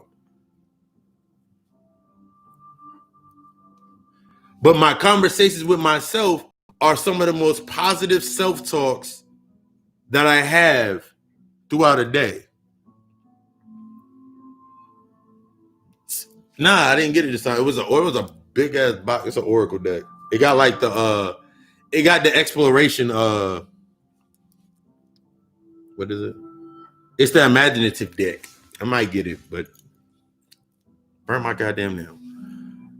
But I'm in this space, and I'm thinking, and I'm having these self-talks with myself, and I remember I can go back having an alpha moment. I remember my old self-talks. My old self-talks were so fucking negative, and it wasn't based upon. And when we think about this aspect of having self-talk, and I explain self-talk to people, it's anything that has the connotation, whether it's positive or it's negative, it does not serve a purpose into your growth. That is the aspect of having having self-talk that has a degenerative aspect on your growth. Whether it's a negative or positive, if it does not serve purpose to your growth, that's negative self-talk. That's the self-talk that you should not be having with yourself. Even if you sit here and say to yourself, if I sit here and say to myself, now I actually gotta go pee.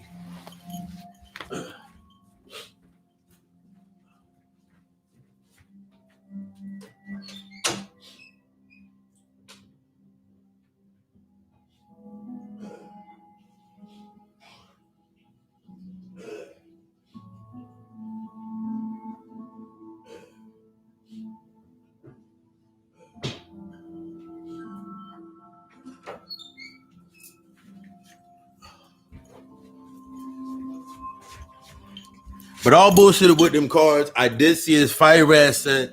I saw Santa de Mute deck, and I saw a crow deck. I saw like 3 different crow decks that I was looking at. But back into that aspect, that self-talk that I was having with myself, the self-talk that I'm having with myself now is, I'll be sitting here like, let's say for example, after I'm done with a podcast episode, recording, mixing, dropping everything out, making my moves with it, and I'll be sitting here with myself. All the lights is off, so I got 2 lamps and I got all the candles lit in the fucking living room. So I'm just sitting here. I'll be sitting here, and I'm speaking to myself as the podcast grew. Like, I remember the first conversation I had with myself about doing the podcast. And I remember I was getting maybe 5 or 9 plays a week on each episode. And I remember I would have the conversations in my head about, man, I'm getting probably like, now I would have the conversation in my head, even though I saw the 9. That 9 is, I'm gonna do that whole breakdown. I was like, yo, man, I'm getting like, yeah, the podcast doing pretty good. I'm having this conversation with myself. The podcast doing pretty good. I'm getting probably like 20 plays off of each episode now. The following's getting good. I'm thinking about doing aspects with the music. I'm gonna do this next. I'm gonna flip this next. I'm gonna do this key next key aspect. I'm gonna go to this aspect. I'm gonna go deeper into a topic on this one. And then that'll get me up to about 20 plays a week. Because it's still small, I'm doing it myself. I'm doing the promotion. I'm pushing it myself. Even though I'm sending it through I'm with 8 platforms right now. And I'm having this conversation with myself. And then I'm thinking about that number 9. The number 9 represents the aspect of the ether. So I'm pulling from the ether this energy through my positive self-talk. I'm setting my intentions of what I'm going to do next based upon my self-talk. So I'm empowering this vehicle with my intention of what I'm going to do next with my self-talk. So I'm giving myself this positive affirmation through the aspect of speaking with myself. Yes, the key aspects. This is where you come into these aspects of ancestors, deities that you fuck with, whatever it may be. It cannot be this fucking generic shit. When I hear people talk about ancestors, when I hear people talk about their ancestors, I've only spoke to 4 people when they tell me about their ancestors, and they give me exact fucking names. They give me exact fucking names. They'll be like, yeah, my aunt transitioned. I've been fucking with her, and this, and this, because that's what you're supposed to be doing. This aspect of blanketed, yeah, I got to talk to my ancestors. We on our ancestors. If you're not your ancestors, unconsciously you're telling yourself, one of your eyes are letting you know, nigga, you don't know your ancestors. We're not because every time I hear that aspect, we're not our ancestors. We'll kick your ass. I'll smack you in your face. We're not our grandparents. We'll do this, and this. You sound fucking stupid. Because the reason that you're able to speak the shit that you're saying is because your fucking grandmother did what the fuck she did. That's self-talk on you. That's the self-talk. So your intention is now set that if you get in my face, this is how you understand, this is how we start breaking down conflicts. Your self-talk to yourself is, if somebody gets in my fucking face, I'm not going to be like my grandparents. I'm not going to be like my ancestors. I'm not going to be like this. Now you're creating the middle point. Now you just created the middle point. And now you have your anti-whites and your Klan members on one side. You got your pro-black niggas on this side.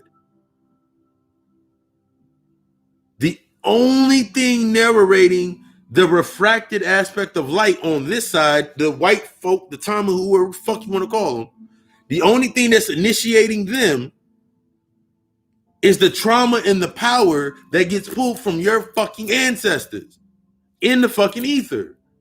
You're saying that you're not your ancestors. Therefore, you deny your ancestors. Therefore, they tap into your energy. They ain't theirs. So all that energy coming down, the energy still coming down. They're not claiming it. Let's take it. That's the fucking thing that you see every fucking time. And then you get stuck in this disturbia fucking trance. You basically get fucking pimped in the red light fucking district. You getting fucking pimped and you get pimped. Because you stuck on this narrative that has nothing to, you're stuck on a narrative from the wrong fucking angle.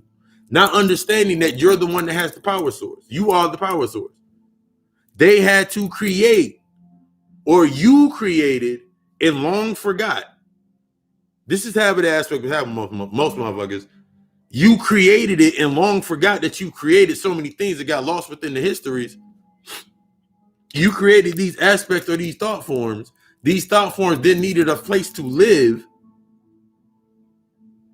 It's matriculating down to the lower levels where everything's moving slower so it can feed from this space. That's like that's like when you see Thor, whenever you see like when Mars attacks or you see like aliens or whatever they say, and then they come down here and they're eating something that, or you look at like Dragon Ball Z and you see the alien, you see like the gods coming down here and they're eating chocolate cake. They ain't never had chocolate cake or whatever it may be. This shit's delicious. You humans sure do make some good fucking sweets or whatever the fuck it may be. It's because they're pulling from the lower level. They don't have to experience these aspects. So since they haven't experienced these aspects, it draws them into that space. It draws them to that light. You not dealing with the aspects that you need to deal with is drawing them to your light. When you start dealing with them on the other habit aspect, it starts telling them to pull you away from your light.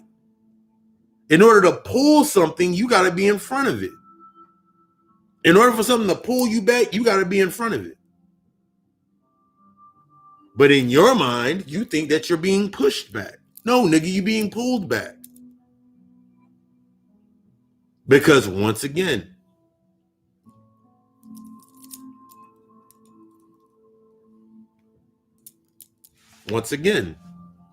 if I stayed in a remote island,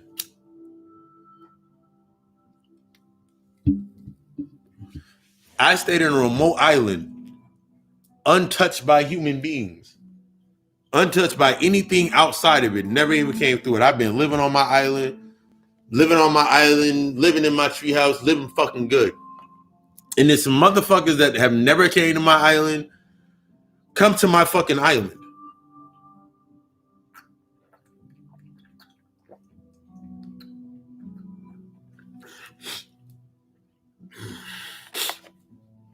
Trying to tell me that, yo, you need to do this, this, and this, or you gonna die.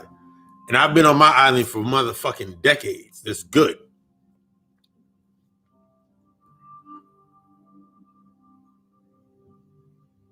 What can they give me to make me believe said aspect?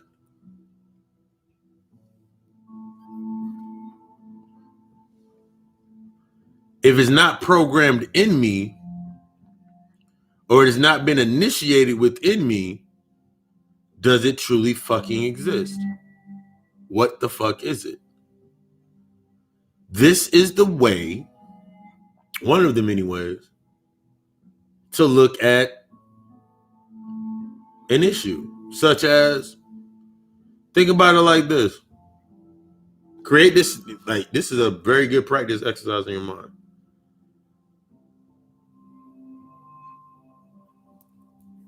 The mind is all and everything is mental. The universe is mental.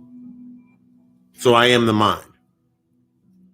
So when I transition from this space, all I have left is my mind. On one aspect or narrative of this, that means I must free my mind from the binds of everything that can lock me into the body. It's similar to like think about the aspects of when you're meditating, and then from meditating, the astral projection, remote viewing, uh your psychic abilities, your clairvoyances, your ability to read tarot cards in an intuitive manner without the aspects of your trauma being bled into the cards to read for a reading for somebody. All of these aspects come up. I'm doing all that in my mind.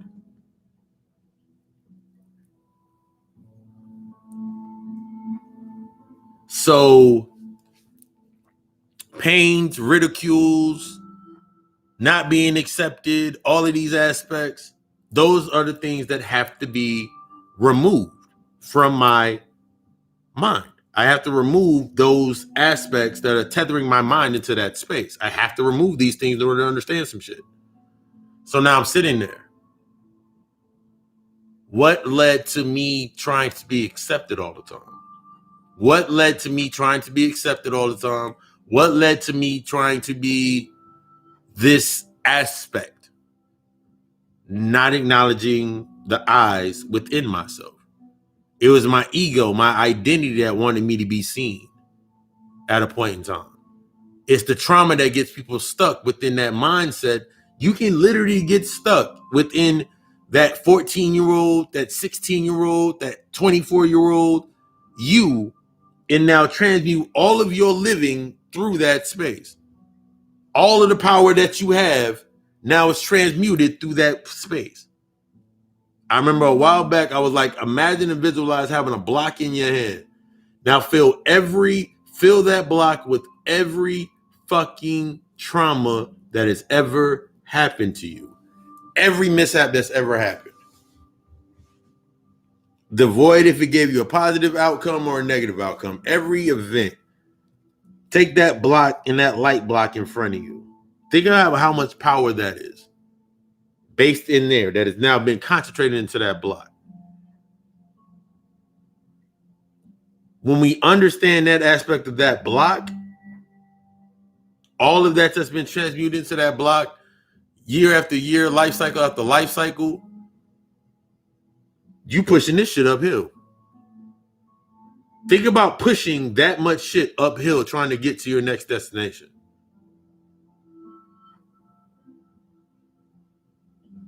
That's what it looks like when people are taking on and not, that's the aspect of you not doing your fucking shadow work.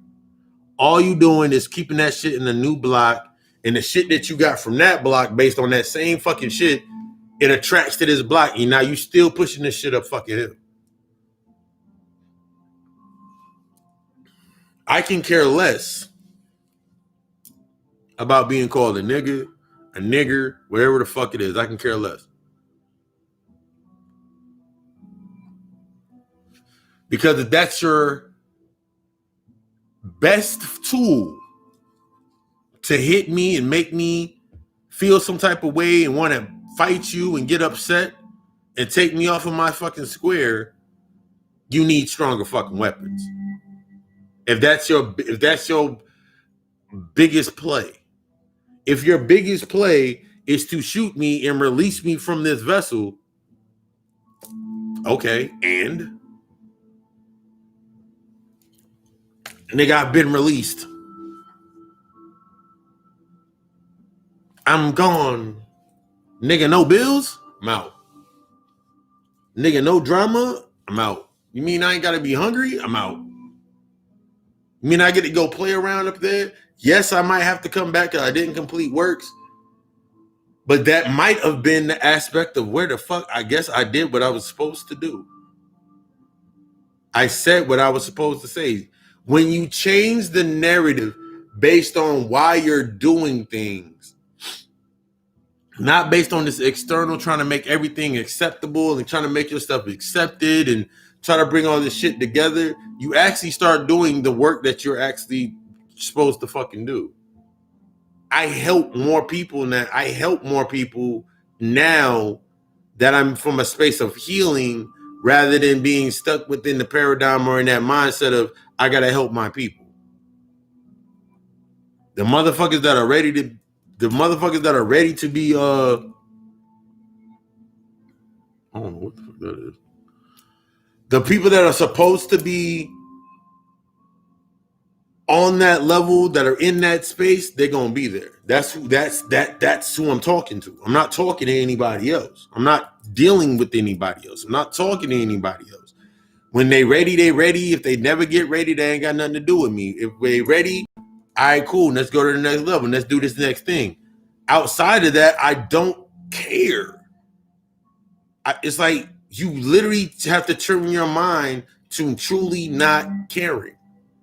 You truly have to stop redlining and revving your engine and allowing your engine to be revved. Because when you redline, you allow someone else to rev your fucking engine, get you upset, get you mad, and then they get you stuck within this district to distribute your fucking energy. We know they're gonna go protest if we do this. We know if we sit here and talk about this virus long enough, they're gonna talk about the vaccine gonna be necessary for them to do. They're gonna automatically set up the next line of events for us to fucking play in. Because we ain't got nothing. All we gotta do is just say the shit. Ashe. They're already within the space, so I ain't got nothing to worry about anyway. All we gotta do is tell them about a virus. And they're gonna come up with the conspiracy theories and everything for us. And let's sprinkle in some information for them to get the conspiracy theory so we can tap into it. That's all they're fucking doing. That's all they've ever been doing. When you look at the closest aspects to the closest things in your life, even though they're doing it from an unconscious narrative, that's all the people that you used to call family, friends, and these aspects, that's all they've ever been doing. This is based upon the narrative of not being healed from the trauma bond. They bonded to you based upon the trauma.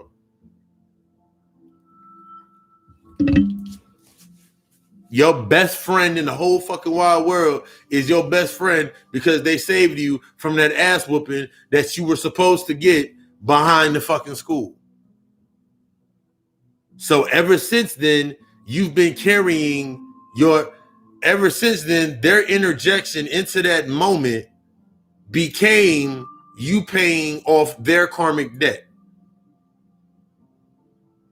This is how you guys start. This is the way to when you start looking at this shit in that manner. Now you're just paying off. Now you're trying to help them. They're not paying off their karmic debt, and you're just acquiring karmic debt. Now you're not dealing with your karmic debt, and they ain't dealing with theirs. The reason they don't have to deal with theirs is because they know you always going to be there to bail them out and take them out of a position. The reason you ain't going to deal with yours, the reason they know you're not going to deal with yours. No, correction. Yeah. The reason they know you're not going to deal with your shit is because you're going to be too busy dealing with their shit. So the moment that you actually release a lot of that shit, now you got a whole bunch of empty space. There's going to be a void. When you actually let go of being what it is for everybody else, you leave this big ass void in your fucking chest. I'm going to say in your chest, in your heart chakra. There's a big ass void.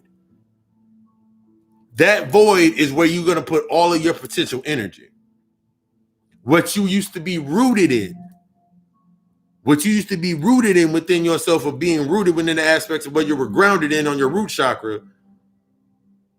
Now that you remove those old roots and you remove, that's funny.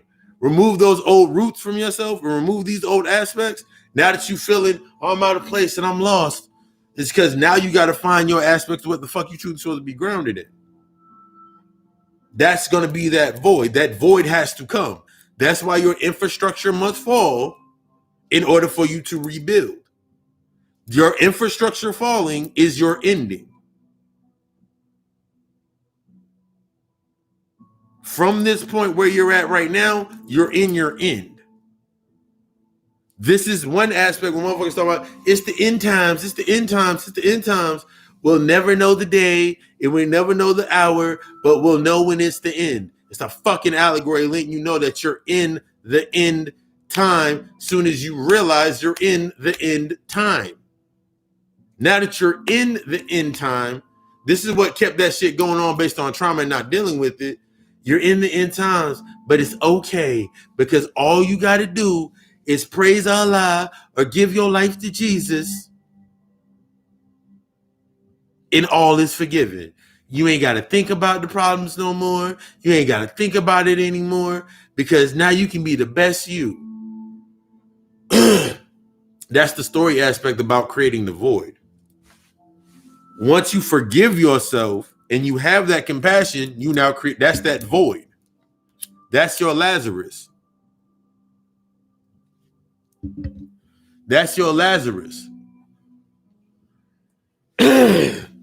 In that same instance, your Lazarus now becomes, when your Lazarus or that void arises from that void, your ego will your ego, everything dies. So even your ego dies. Your ego tries to ride and go get vengeance. It becomes that ghostwriter, the spirit of vengeance, trying to avenge what the fuck you lost. Right now, you in this ghostwriter mode trying to avenge for the shit that you lost.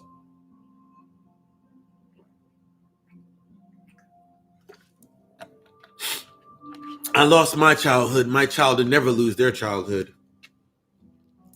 I lost my childhood. My child will never lose their childhood. I'm going to get them all the shoes, hats, and everything that I never had when I was little that I wanted. I'm going to get them a pony and do all of this shit. And now you stuck trying to get them everything that they want based on everything that you need. You need them to see you as better than what you did not accept.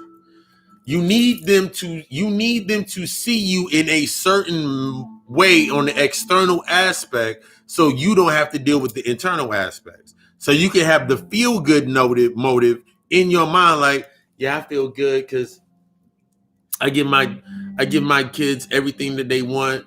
I give my girl everything she want. I give everybody everything they want. But why do I still feel empty?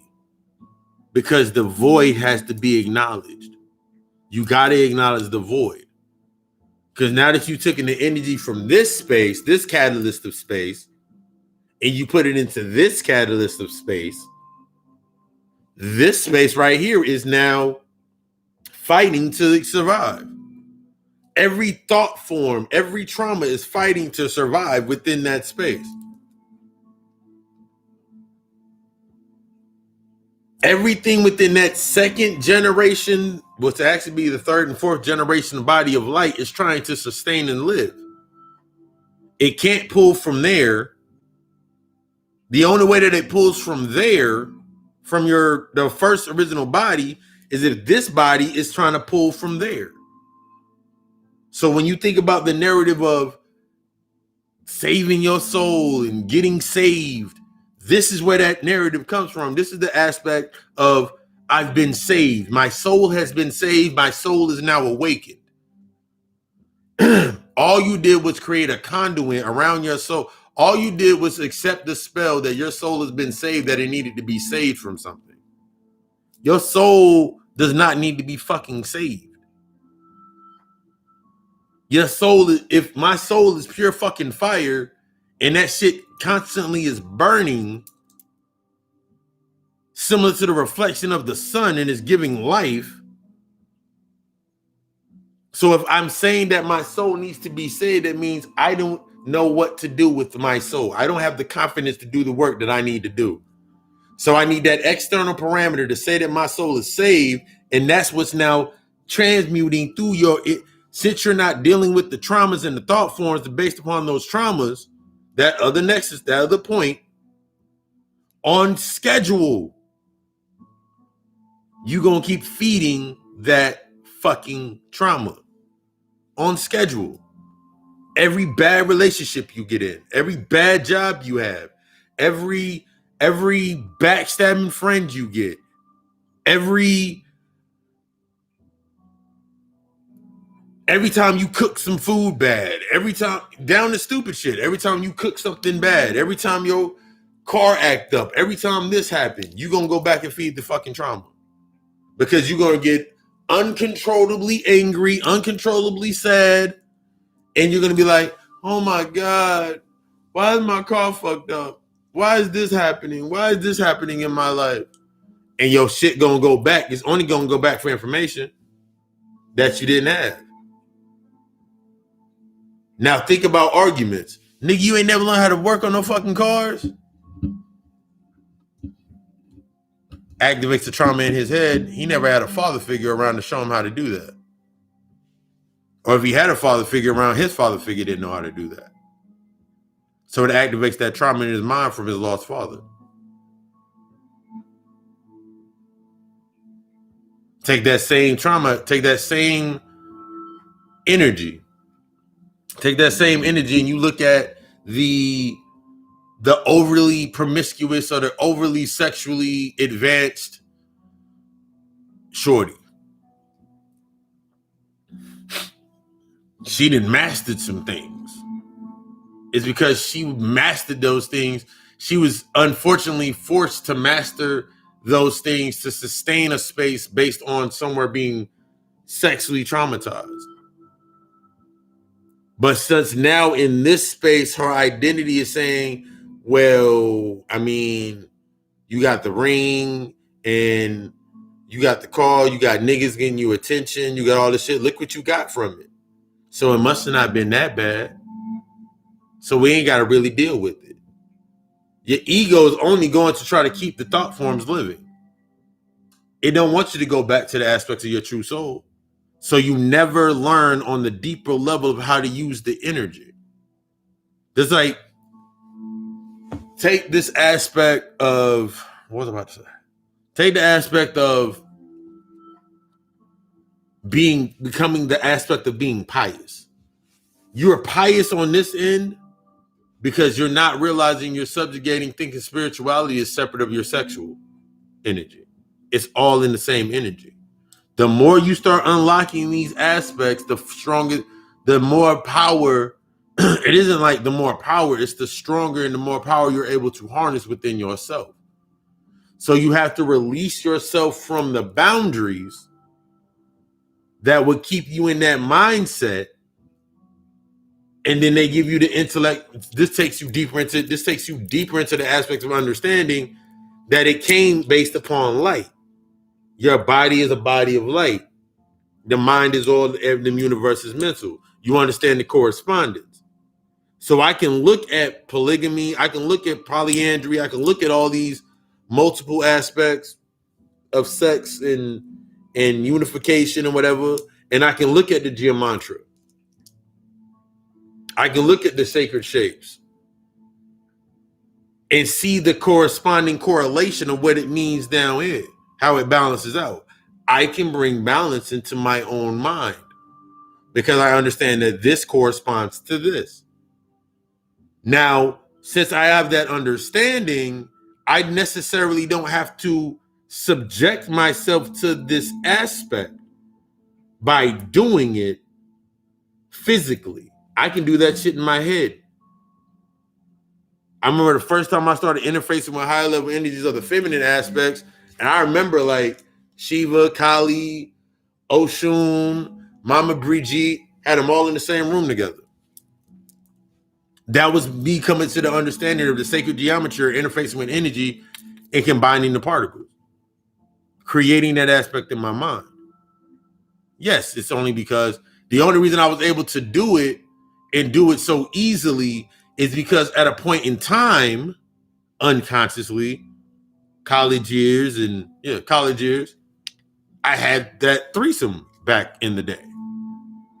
But that's my championing moment. That's not for somebody else to understand. Like, you can be ashamed of something and it can stop you from learning something different because what you're ashamed of corresponds to something else.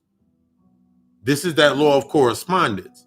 So if I cannot correspond, if I set my intention and I understand that the candle corresponds to my intention in the physical form of my energy into that candle, and that corresponds to that candle still won't fucking work if I have not understood, because the first correspondences, the first things that are going to challenge that space or the correspondences or the things that I have not understood and how they correspond and correlate. So since I don't understand that aspect, that's going to be the things that come up that's going to stop me from doing that. to tap into my full potential. This is what comes into when you get lost in meditation, you get lost in setting intentions and your shit ain't working and your life ain't going good. And then this is when you got to start making that fucking decision, what you got to cut out of your fucking life. Everybody ain't going where the fuck you gonna go, period. That lock, that path for you is biometric. The lock and the key in that path are all biometrically tuned to you. How you're going to use the energy, how you're going to do the downloads, your level of your consciousness and understanding, all of those things are based upon you, not for anybody else, only for you. So to sit there and put in your mind,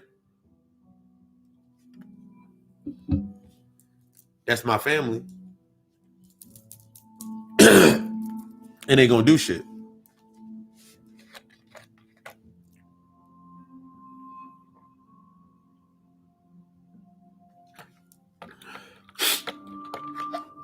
To sit there and say that's my friends, and they gonna do shit. Look at your contact list. My phone was sitting over here doing this thing over here. Look at your contact list. Study your contact list. Look at your contact list. If I look at my contact list, every number that's in my contact list is either potential business or a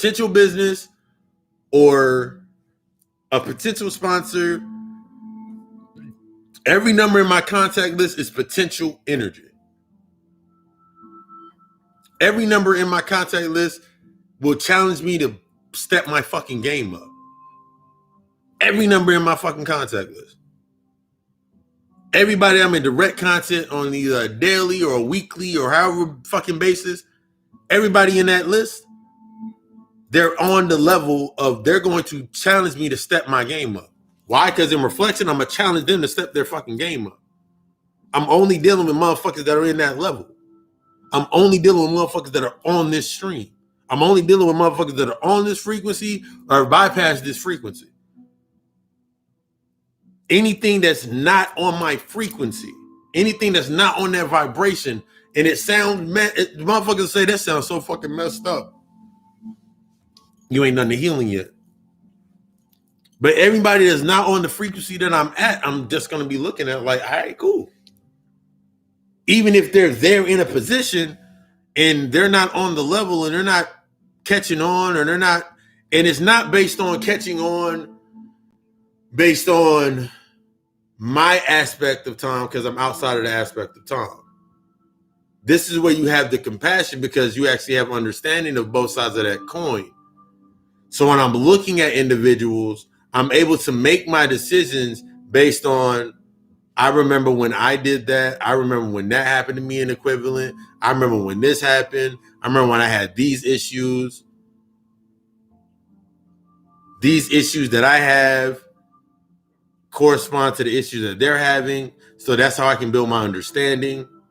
So that's how I can say, all right, cool. But even in that, it helps me set the boundaries and the parameters of the space. There's not an ownership within the narrative. You have to get out that emotional shit and that ownership shit. Emotional and ownership shit. You don't own anything. Even me owning Godico Alchemist LLC. I don't own Godico Alchemist LLC. It's not from the aspect of ownership. I am Godico Alchemist LLC. I am Papa Lucifer. I am the God Hour Podcast. These are aspects of me.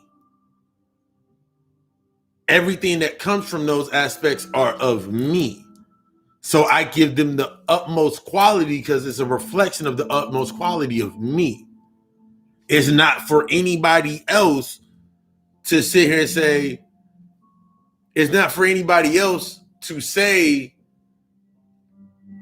that way I don't get stuck on it. I have gratitude for it, but I do not get stuck on, I don't get stuck on this aspect because that's gonna be something that's gonna lock me into that space. If I've mastered this space, if I'm mastering my craft, then when someone tells me, yo, good job, this is right here, this is this, I can say much appreciation.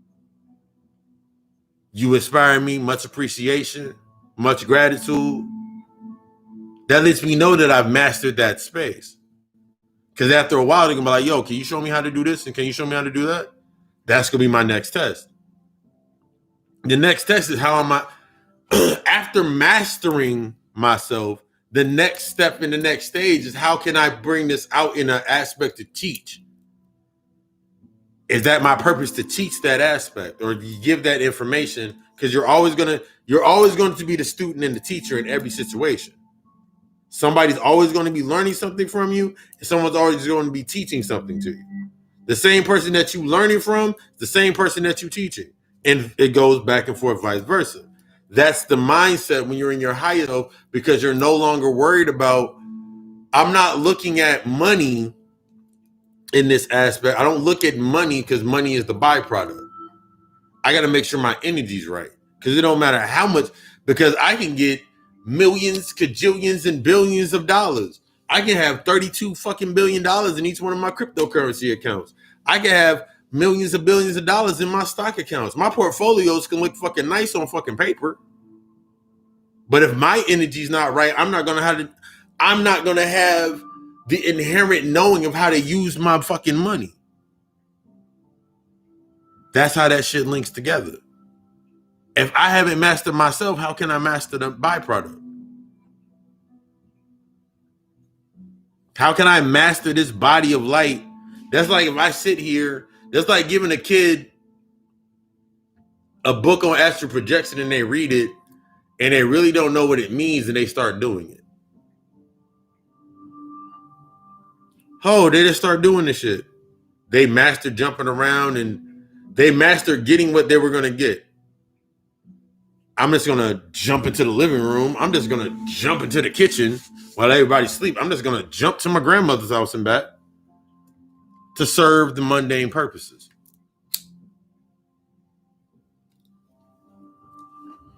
To serve mundane shit. So your intentions become based upon mundane shit. So the vehicle for your mundane shit, that frequency that you speak on, is some high level shit in your fucking head. But if you only skimming the bottom and feeding the low level frequency shit, then all that energy that you're bringing down, remember, it brings life into that space. So if I'm in a low frequency aspect of space, even though I'm doing high level energy, and I'm in a low level frequency of space, I become the conduit that's needed for that space to survive. So if I take that thought into my mind, if everybody's on the lower frequency can have access to my power, they haven't done the healing. They haven't done what they're supposed to do. And they have access to my power. But I'm still reveling on being able to bring this down. I'm like a child with a fucking ball. And I'm bringing this energy down. Hey, you want to come out and play with me? You want to come out and play with me? And these motherfuckers coming around me. I must be able to, I'm accepting the lower frequency offering. Because I'm accepting the lower frequency offering. This is why when most motherfuckers step into fucking situations and that pressure hits them, it doesn't matter how strong they are in their craft or in their identity, the shell that they present, they still have weaknesses within them that they have not acknowledged. They still got a weakness. Over these last couple of weeks, for me, it has been this transformation. It has been this transformation and this transmutation into this new energy based on my works. It's been like I've shed even though I healed a lot of wounds over these years, I'm in the space where I'm removing. It's like you heal the wound's healed, but then you put a Band-Aid over it just to remind you that the wound's there. So like if I had a big ass cut right here and I kept wrapping my arm up, even though after it healed, I kept that Band-Aid there to remind me that this wound is here. So I don't see the scar. That scar from you cutting out the aspects of your humanity as you rise into your higher self, that becomes the negative door for you never to dwell back in that space. No matter what good came from that space, Ashe. And this is one of the big things motherfuckers get stuck in. No matter how much shit is coming through that fucking space, this is where you look at the stories of the gods were intermingling with the humans, and they created Nephilims and all of these aspects. They created all these other bodies of work. It's because this is an aspect of you understanding that in that story that you were created down in this space to go back through it. You had to come down to this level. You had to go through the shit that you went through. This is how you start. This is why for the believer, when they listen to a pastor or a preacher speak in that narrative, when listen to a pastor or a speaker preach and speak to them, they have this subtle sense of feeling inspired. They feel inspired for the day because, yes, they needed that aspect of energy to come into their space. They needed that. So it came to them through that. It came to them through that point. But if they're not doing the work on the other end when the energy comes down, they got to keep going back for it. So they willingly give their energy away. They literally spend their entire time working their energy in that space to go back to that space and give that shit away.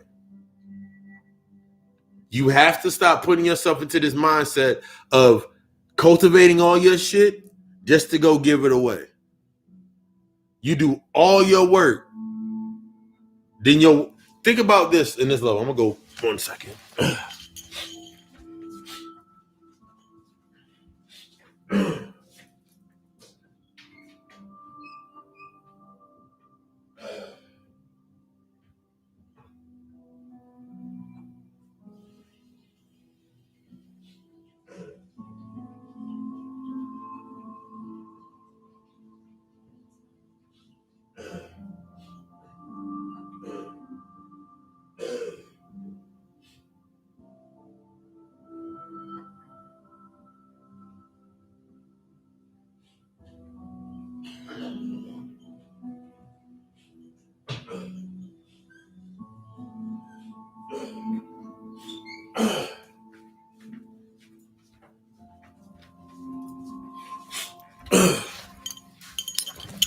Think about the simple discipline.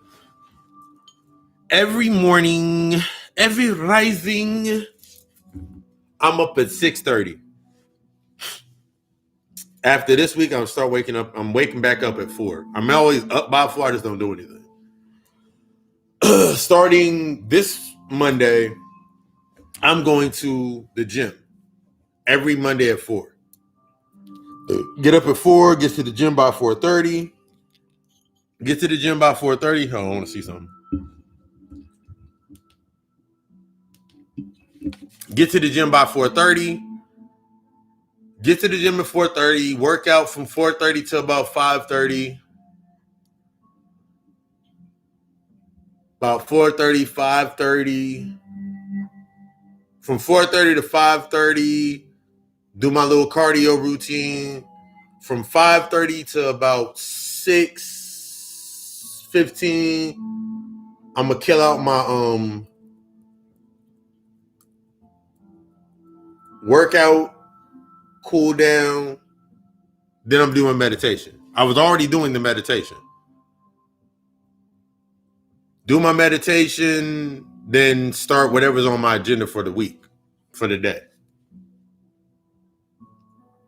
Setting that new tone within my discipline, I didn't set it at the end. I set it at the beginning. Because that do me no good to set it at the big end. I'm setting it at the beginning. Because as you're building yourself up, you're setting up new room for stuff to happen in your beginnings. You're setting up your new beginnings. So I set within this space, cool, gym, meditate and elevate, drop the content, talk to the people on a Monday, finish up putting the podcast together. Tuesday, drop the podcast. Tuesday morning, have the podcast ready to be published and it stream out at 6. Gym, do the same thing, make sure everything's dropped.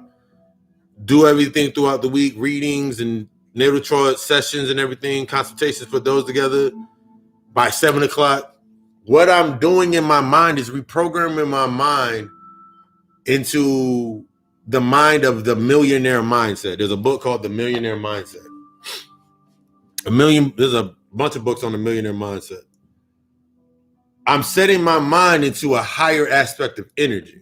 I'm tapping in. What I'm doing is I'm tapping into that realm and claiming that energy from that realm. Because this is what happens with that body of light. If I'm not setting my tone within my day for myself, somebody else is going to do it for me. So if I'm not setting the tone for how I move and how I generate my energy, somebody else is going to do it for me. Someone else is going to program my mind for me. This goes back to the aspect of when I was working for traditional works. When I was doing that type of work outside of myself to keep my external state together, I never had time to do anything. I never had time to work. I never had time to do anything that I needed to do. So the only thing that I could do is at the end of a day, when I get off of my job, is appease my identity and be like, now at least we off, let's go watch TV. And I spend most of my fucking time watching fucking television. These are aspects of changing your narrative within your mind. You have to change the way that you're doing these things. You got to change your disciplines. You got to put yourself into a higher space, a higher aspect of thought.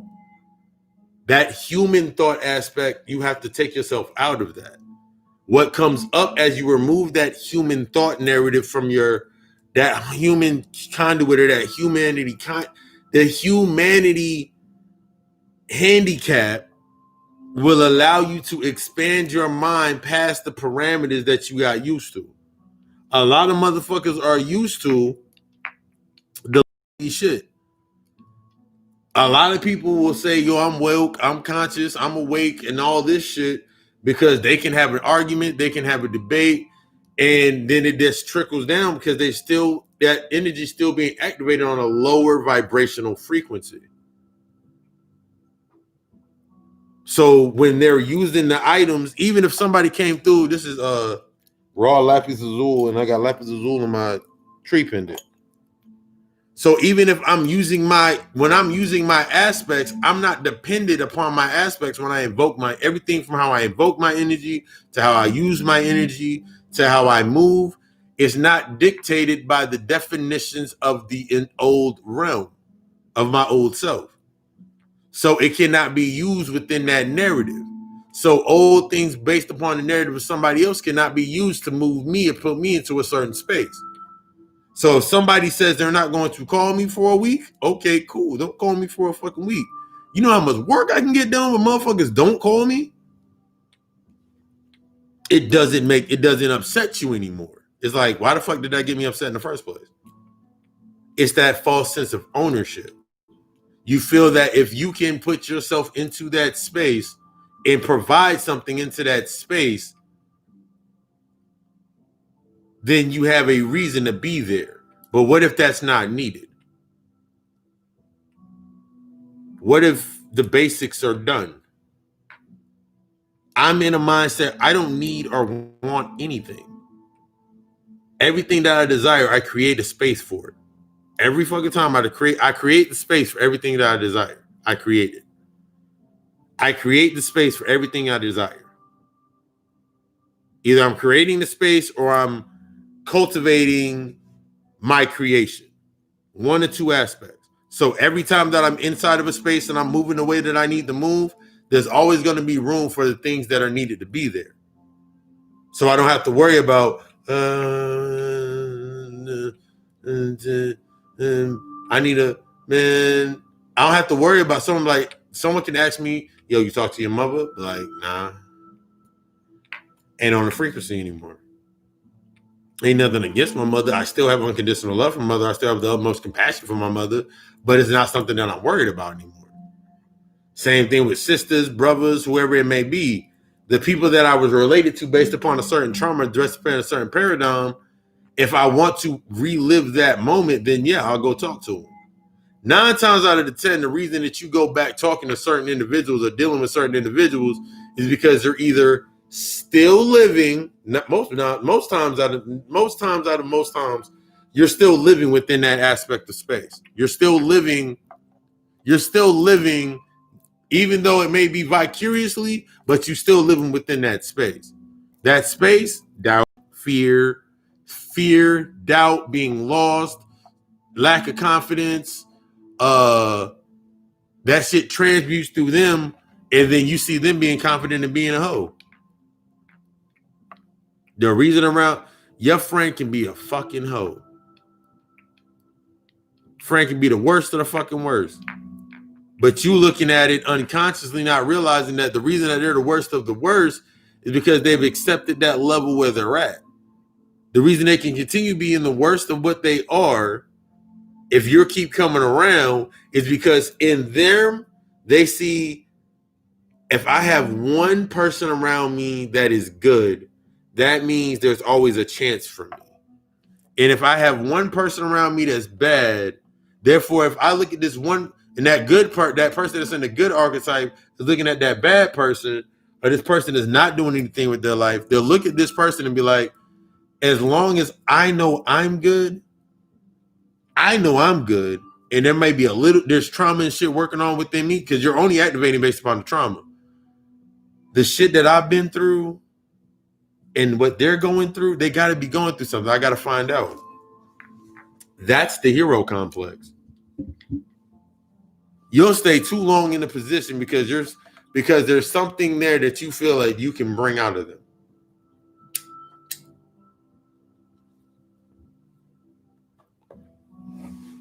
You ain't meant for that. It ain't gonna come out until it's ready to come out. That shit's not gonna come out until it's ready to come out. Till they have humbled themselves to accept that aspect of their life. That's the only way that's coming to the fucking surface. But you gotta allow yourself to do your work first. They bringing out anger in you because they ain't listening. They bringing out sorrow in you because they ain't listening. They bringing out all these emotions in you. They're your master. Congratulations. They're your master. They are mastered. They have unconsciously mastered light body activation, because they know how to activate your light within inside you and make you do what they need you to do. Full circle effect. That's all they're doing out here in this space. They know light body active. They know light because they are of the light. They are of the refracted. They are of the they're only of light. They only can use this light in this space. In order for them to continue to use this light in this space, you got to exist in this space. You have to exist on that same parallel.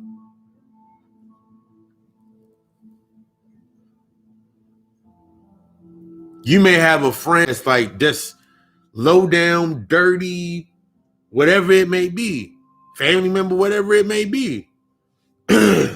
But the only reason they exist is because you exist. You're not going to do it. Because the minute that you do it, and it's that follower instead of being a leader shit. And you see this shit going throughout the aspects of the narratives within the space, because you see it more and more and more. You see more and more followings of things based on, you see more and more followings on things based upon that narrative. You see more and more followings based on that aspect, based on that thought process, based on that ideal. You see more and more followings based on this. You see more and more people with their aspects of following based on that narrative. I'm gonna go follow this because if it doesn't work, then I have something to blame it on.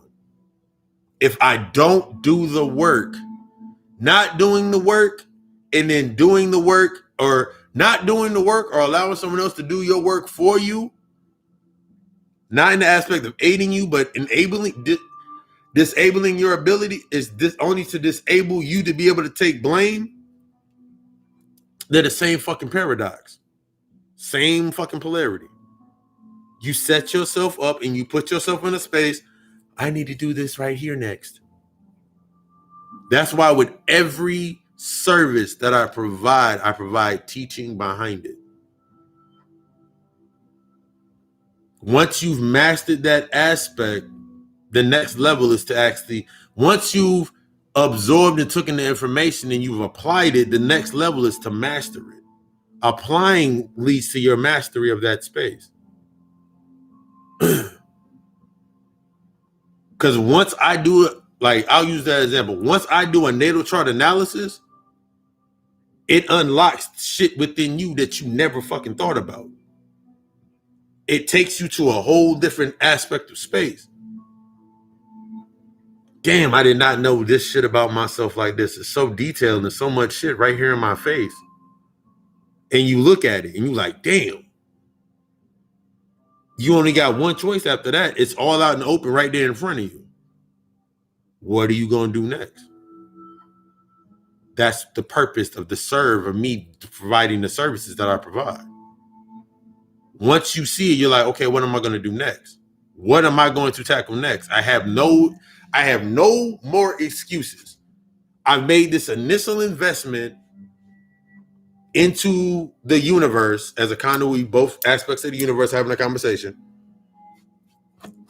I made this donation I've given this aspect of donation into the universe for this service. Now what am I going to do with it? You got one or two choices. Either you're going to do something with it, or you're not.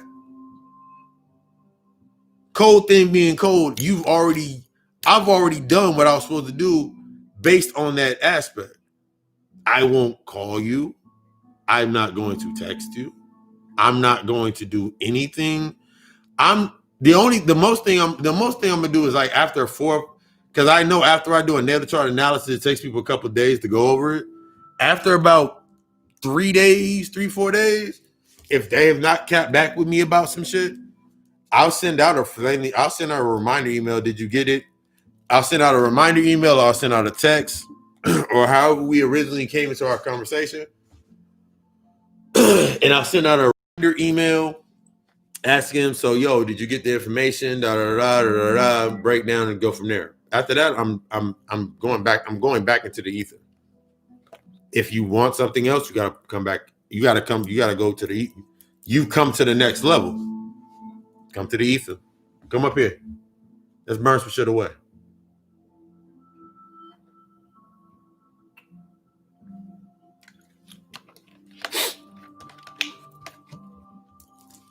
You should not be focusing on these motherfuckers below you. That's not your focus.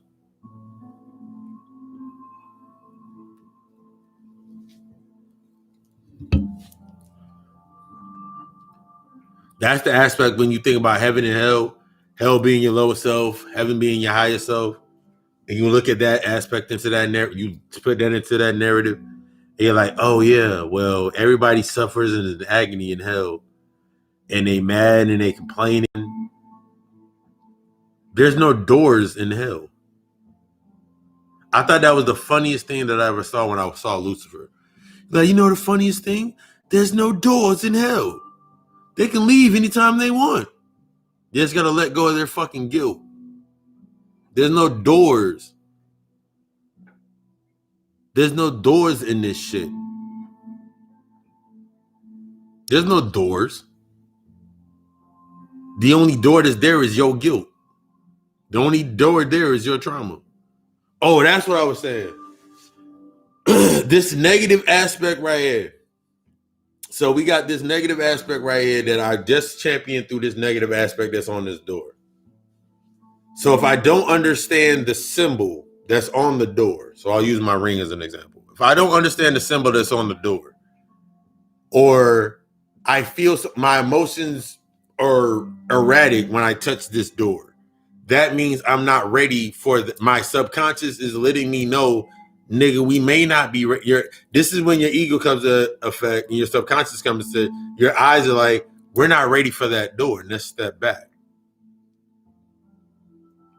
So when rising into your higher self and you actually built that maintain, when you have reached to compassion, the level of healing that you set out to heal for, because the things that used to affect you, things that used to get you angry, things that used to get you mad, things that used to get you upset, no longer phase you in the way that they once phased you. It don't bother you no more. Shit don't bother me no more. At all. Like, I just look at people and I'm less about my fucking, I'm like, oh, that's what, okay, sure. Because I have an understanding, if I get mad, I get upset, it's giving them power. It's giving them power within that space. You have to come out of you have to come to that level. That's why when you go back down, and this is when you start looking at humanity and you like, this is when Bobby Hinn was always talking about this shit over, because that's the mindset you got to be in when you down here. You're not doing it in the aspect of being, when they say, just like when the Nazi says in fucking American Gods, anger gets shit done, it's not from the aspect of imbalanced anger. It's not the imbalance of the emotion. When they're talking about anger, they're talking about the pure aspect of the energy that is that chaos that is anger, or the chaos that would be anger or hatred. That's when you're thinking about fire and Kali being a destroyer, that destructive force that is that energy that is harnessed and it is in imbalance. Because when it's harnessed and when that energy is harnessed and it is balanced, the potency of that focus, okay. It's like if I was standing here, I had a fireball in my hand. They're sitting here holding a fireball. Standing in front of motherfuckers.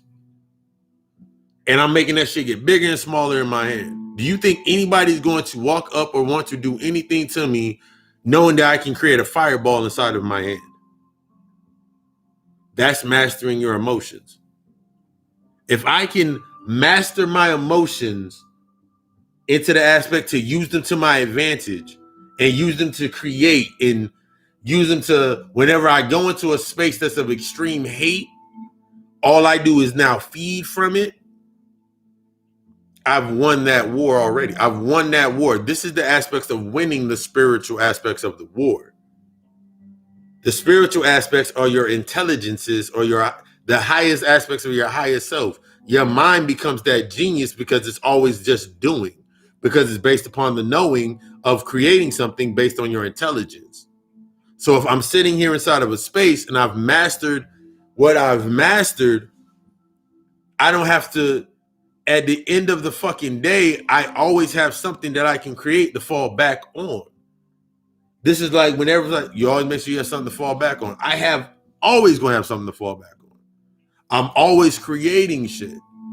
Once I master, like right now, once I master the level of things that I've mastered to this point, the podcast, once I mastered the podcast, because I remember in the beginning of me doing my podcast, there was people saying, "Yo, we need to do a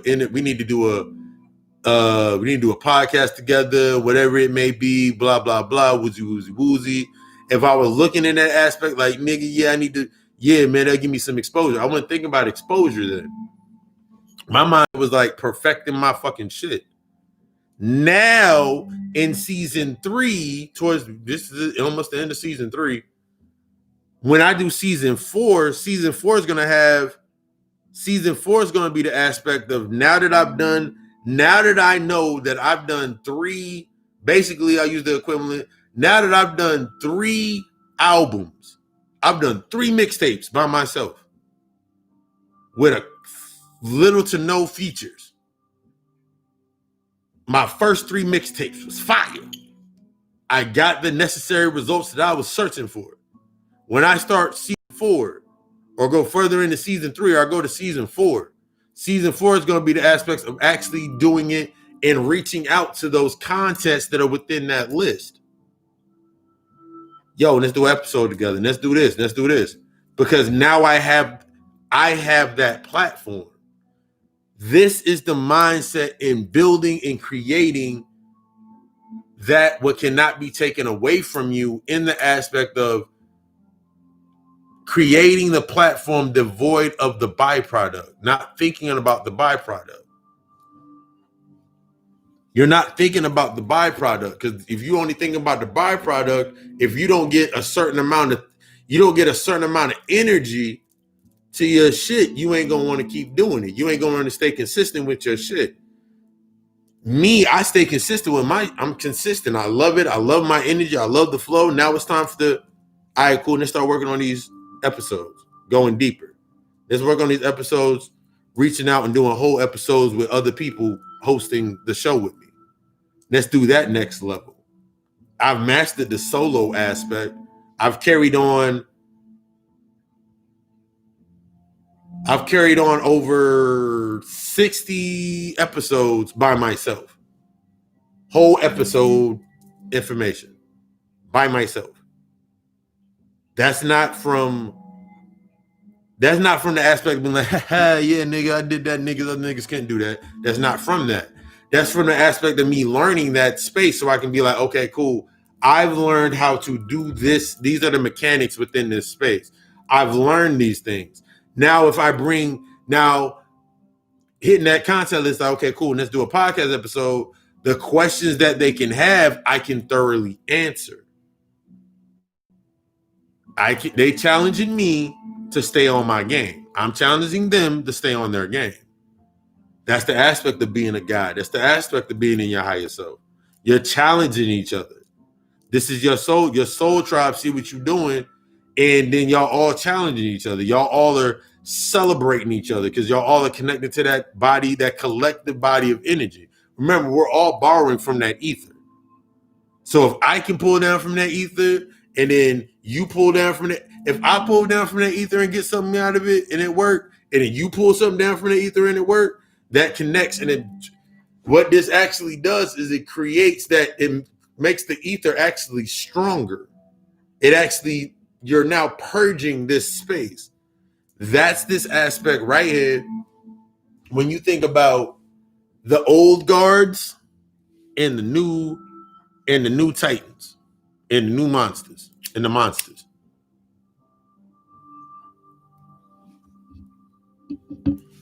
So when you think about this realm of creation, this is what you start thinking about. This space is now a ground for creation. The ones that have been cultivating within this space can now invest in this space. So learning all, I think it's like master all, learn all, master none. Yeah, it's like learn all and master none. I forgot that fucking saying. But like that's the space that I'm in. So now I can, okay, cool, I've done this, and all right, cool, let's do something different. That's your growth. If everybody in your phone, if you look in your contact list right now in your fucking phone, and motherfuckers can't hit you with some real shit and be like, yo, only hit you with more fucking problems, they're not meant to be there. Stop this romanticizing and becoming a masochist living in the trauma. Stop living in the trauma. Stop living in the past. Stop living in back in 1998 and back in 2017 They were there when this happened to me and I owe them for this. You don't owe them shit because they don't own you.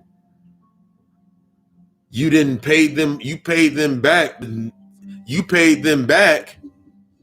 You paid them back more than enough. Stop looking for the imagery because you're never going to live up to the past. That ain't what you're supposed to be doing. You ain't never going to live up to the past. You ain't never going to build another fucking pyramid. Why? Why you need to build a pyramid for it? The only reason motherfuckers try to live up to the past is because they do not understand the aspects of the past.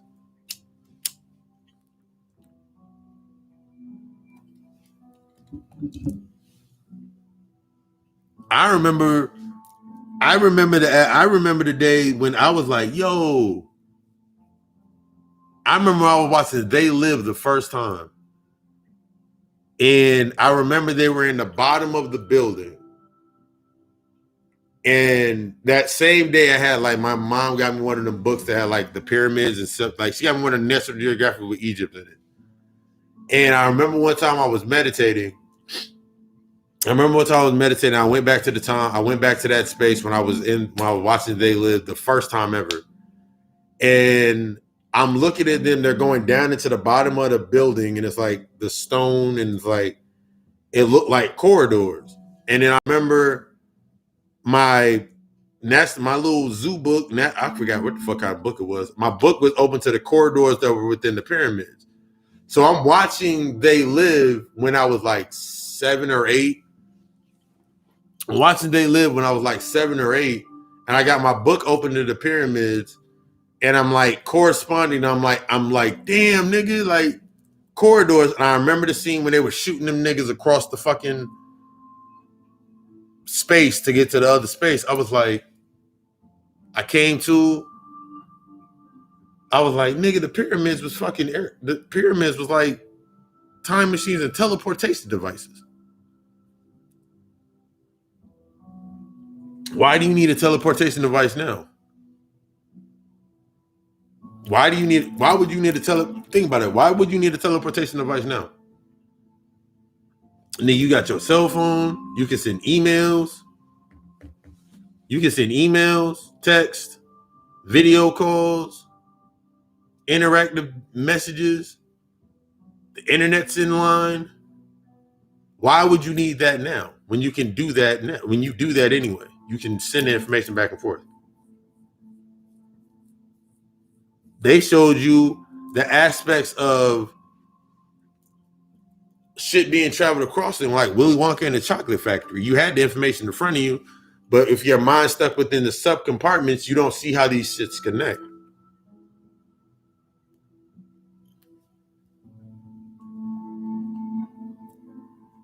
Right now, we mastering pyramids. Right now, we doing teleportation. Right now, we doing teleportation back and forth.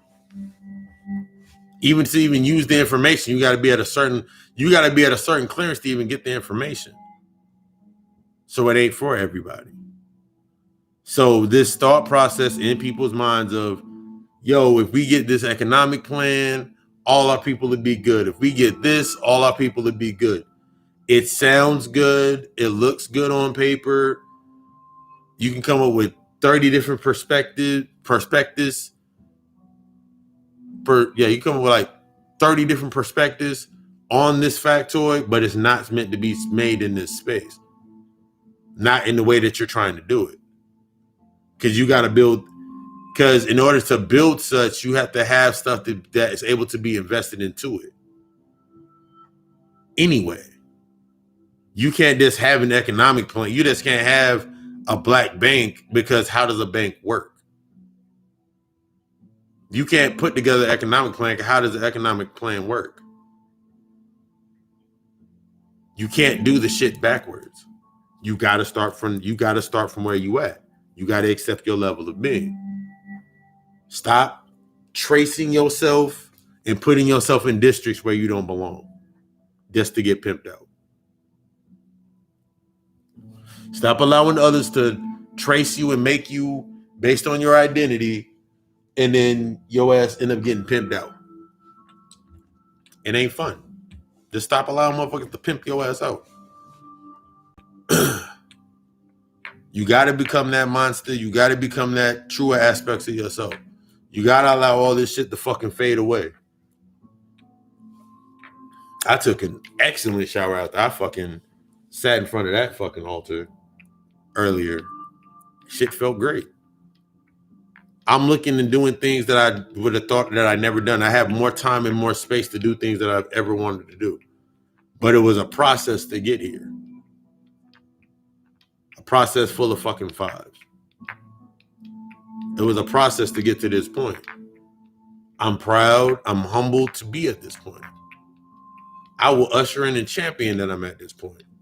Because as Rebel said in the beginning, Rebel, you got to change your name on freaking YouTube to match your Facebook name. I claim this space. I take every challenge of this space, and I move from this space. I move to the next level. That's what you're supposed to be doing. Stop trying to go back. Stop trying to go back to the way things were. Stop trying to go back to, I remember back in 1996, we had this. And I remember back in exit comedic times that we had this. And I remember back in this time that this happened. And I remember they were there when this happened to me. And they were there when this happened to me. They were there when a lot of bad shit happened to you. Did you think about it that way? No problem, no problem. But yeah, you gotta change your outs. You gotta change you gotta change your true perspective. You gotta change your perspective from that how to think or what to think and move into the how to think.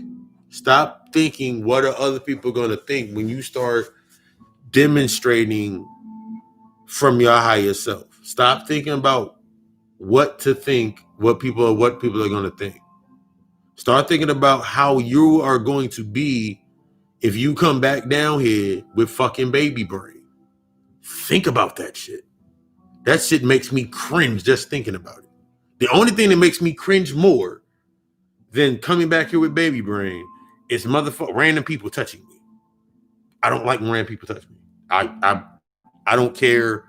I know that's one of those aspects that I'm gonna have to work on, but I'm actually at the space where, like, if someone touches me, I don't react in the way externally to the point of like a loud outburst. Like, I shift my energy from one side of my body to the other side. So like somebody's on my left side and they touch me and I don't want them to touch me, I'll shift all my energy to this side.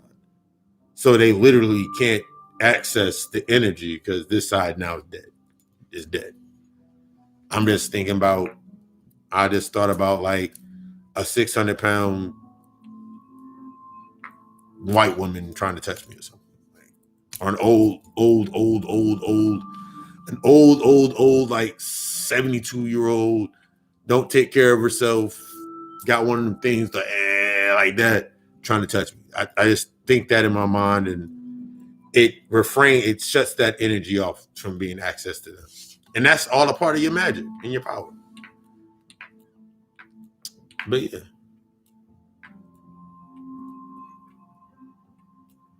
Yeah, you can't, that is like the biggest thing. You can't, just like in the aspect of take that thought process in your mind when you're setting your boundaries, everybody can't have access to it.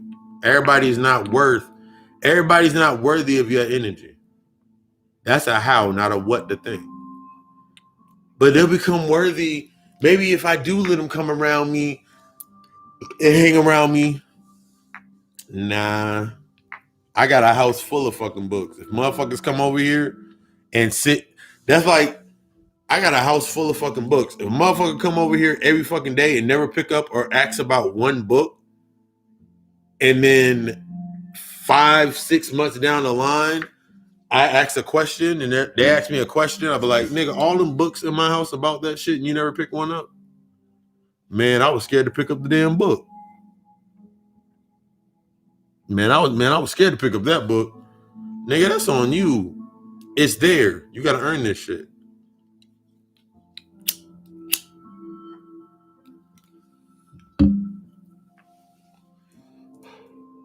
But we reached another end of another Friday night lecture. Much gratitude for everybody that came in, joined in, shared, let it do what it do. This that question and answer period. This that question and answer period.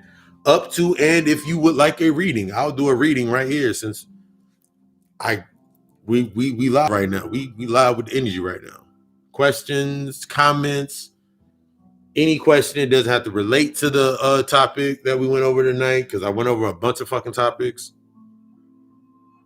Questions, whatever it may be, you can even ask for a reading. In the top of the comments is the Cash App link.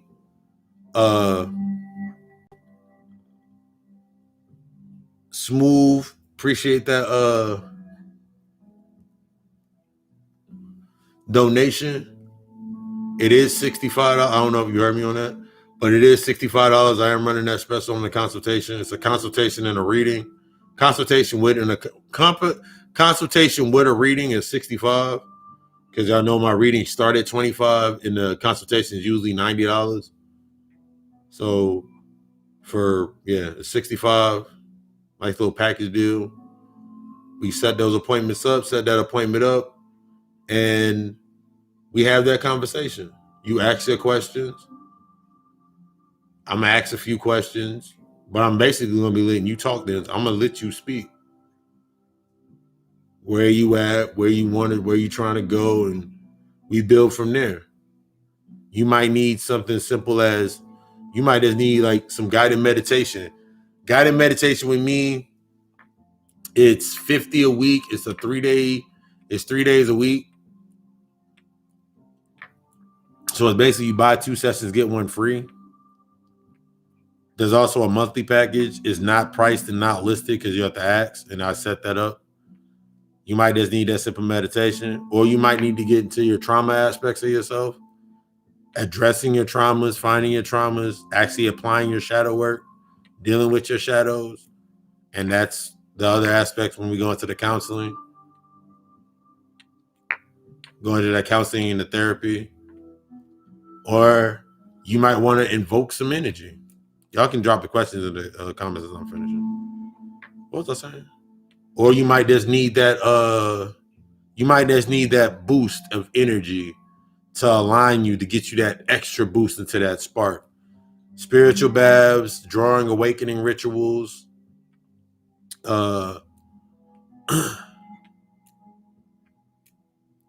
spiritual baths are the aspect, depending on what it is. Like if a basic spiritual bath is to cleanse your aura and cleanse your energy. So like let's say you want to be protected in your aspects of what you're doing there. Like let's say you want to be protected, just you want to protect your energy. In the spiritual bath are aspects to cleanse and release old energy, release the tethers of old energies, and then protect you from taking in those old energies. So if you take a protected spiritual bath, at least for me, you get a protected spiritual bath from me, it's going to protect you in this manner of setting that tone or the intention that things that come up after you take the bath, basically, think about it like this. When you visualize that you wash yourself off, you wipe off all the dirt. So if you're going, after you take a protection bath or an abundance bath or a prosperity bath or whatever it may be, it basically leaves you open to groom your abundance and nourish your abundance. The higher level baths that I do are to specific deities. Like let's say, like for you, I know I put in your chart working with Ganesh, working with Shiva and those aspects of Buddha and Ganesh and those aspects of energies. What I do is I put together and I channel and I prepare that bath based on those herbs, based on the herbs that are in alignment with that deity, with that interface of energy. They do hit heavy. I know I did one to myself. That shit fucked my head up. But like, that energy hits, like, it basically helps you to be able, when you're going into that meditative setting, those herbs, the candles, everything within, because when you're building a ritual, that's what I should start with. When you're building a ritual, you're building a visual. I do vacuum seal them shits. I actually gotta get more vacuum seal bags. But like when you're sitting there in that space and you visualize, let's say you just sitting in the bath and you visualize and you thinking about the aspects of Ganesh, the aspects of Buddha, and you're thinking about these aspects, the herbs in the ritual with the candle, like the candle and everything set up in that ritual, the sigil, everything that's within the pack. I wish I had some packs on hand. The sigil and everything, you're visualizing yourself going into that space. So everything that is around you is of that are, remember, because everything is a physical representation that is in correspondence with that spiritual energy. So when we studied herbs and the stars, all of these are physical manifestations in correspondence with the spiritual energy. So you be sitting in your bath and you meditating. Some baths, there's an after aspect when you meditate. There's like another ritual after you meditate, and you sit there and you like, let me just relax, and you relax your body into the energy. The regular spiritual baths come with 2 baths. Like it's enough for 2 baths in each kit. So if like, let's say you order a prosperity bath. I think I got a sample over here. I got my sample bag. It's my sample kit. In the bag, it comes with all of the proprietary herbs. And this is an abundance mix. So I got some Khalifa, I got some hibiscus in here, I got some dandelion in it. I got the herbs in here. I put the bag in there. On each bag, I write on. I'm gonna make sure you can see it. I put the thing on there.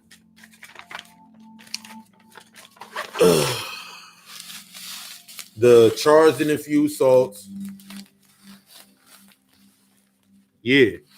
The charged and infused salts. These salts are for cleansing that aspect. The candles, the incense. I had a fucking sage stick in here. The candles, incense is a whole kit. This is 30 because it comes with the sigil, the directions, and everything. Everything vacuum sealed to your delivery. For $45, you get the specially charged CBD infused salts. This is that extra kick. This is that extra kick to help you relax into the bath even more. This is going to help you. The regular bath's already going to take you there. It's going to help you go to that space, but the CBD is going to relax you down to that next level. This has what salts are in here? Hawaiian pink salt, black sea salt. Yeah, that's right. This pack right here adds and makes it 45. So adding the CBD salt is 45. The original bag is 65. The original bag is the traditional aspects, prosperity, abundance, whatever it may be. Those are 30. And for 60, that's when I put together, because I literally prepare the herbs for that deity. The information on that deity. I give you some fun facts about that deity, on summoning the deity, like things that you can do to summon the deity to actually take your ritual to the next level. And that's that aspect. Spiritual baths. I always suggest doing spiritual baths. Like, if I could do it, I'm actually might start doing it. Especially if you're not really grounding yourself like a lot of people like don't get the aspects of grounding themselves. Spiritual bath does the same thing as grounding. I suggest doing a spiritual bath at least every 2 to 3 weeks, twice a week. Like during the new moon cycle, full moon cycle, at the beginning of a new moon cycle, the end of a new moon cycle, the beginning before a full moon cycle, after a full moon cycle. You can do them whenever, but those are like when their strongest aspects of the energy is peaking. Good, it's good shit. And I also do the drawing rituals where you want to tap into your abundance. The myth aspect of how it won't work.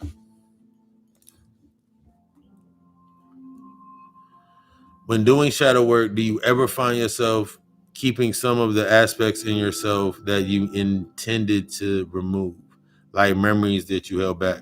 That's the exact aspect when you're going into your shadow work. Let me read that one more time. Smooth that said, when doing shadow work, do you ever find yourself keeping some of the aspects of yourself that you intended to remove, like memories that held you back? The key of doing your shadow work is you're not holding on to the memory, you're holding on to the lesson from the memory, because that's all a memory is a memory.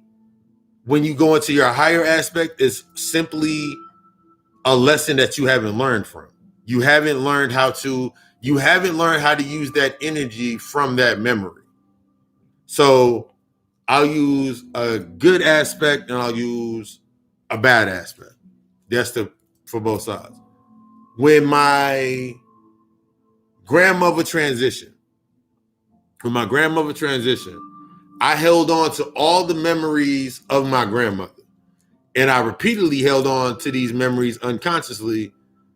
And when I got to a point to where I was reading books on conjuring, hoodoo, and voodoo, those memories kept coming up. Like, what I realized was those memories kept coming up every time I read one of those books. I like read my book, or the book would come up in a dream, and then I have my grandmother that, like, when my grandmother had this book, what I was realizing was there's aspects of my within the memories of my grandmother, or that one grandmother, I had my abuela and my other grandmother, both my grandmothers, there was aspects of that were hidden behind those traumas.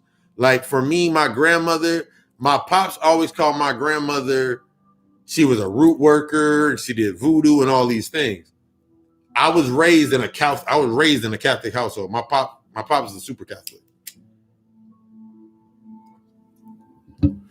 So him saying that over and over again in my mind, it set the parameter in my mind that it was bad. So when I started actually reading the books, those memories came back to the surface, because those are aspects that I had to learn from. I remember the first time that I channeled my grandmother. I remember the first time I had a channel with my grandmother, and I was like, tell me something that I don't know. She was like, there's a Bible that you were supposed to get that you didn't get. Your pops burnt the Bible. The Bible that I was supposed to get was the book when my grandmother literally went through this Bible and constructed. My grandmother was so fucking intelligent, but nobody knew, because she thought she was this simple little country woman. But she literally took the Bible in aspects and broke it down into the rhythms to do spell work. Not just the book of Psalms, but like the entire book. Like, she turned the entire Bible into its full compartmentalized aspect of the spell work. I remember later on channeling, I remember having those conversations with my grandmother through dreams, meditation, and I was sitting there, and I remember before I knew it, like, the entire book was in her entire Bible was imprinted into my mind. Like, so that shit just changed my entire fucking parameter. I was like, nigga, I got a whole fucking spell book in my head. So it's like, those memories, yeah, she broke down the codes for me. And that was an aspect of something that I had. That was an aspect that I had to learn, because I didn't know. I was like, oh, but the only way that I could get the codes, this is the cool part, the only way that I could get the codes, it was like more and more, it enticed it enticed the shadow work. Like, the more and more I started working with it,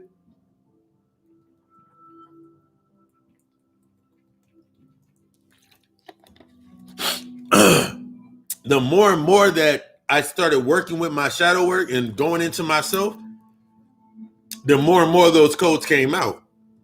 Like, I don't even know if they even have I don't even know if they even have Bibles in hotel rooms anymore. But it was like, this was during the time when like I was like in and out of, I was like basically on the street when I had money, on the street when I wasn't working, and I was in a hotel room when I was working. So I remember sitting there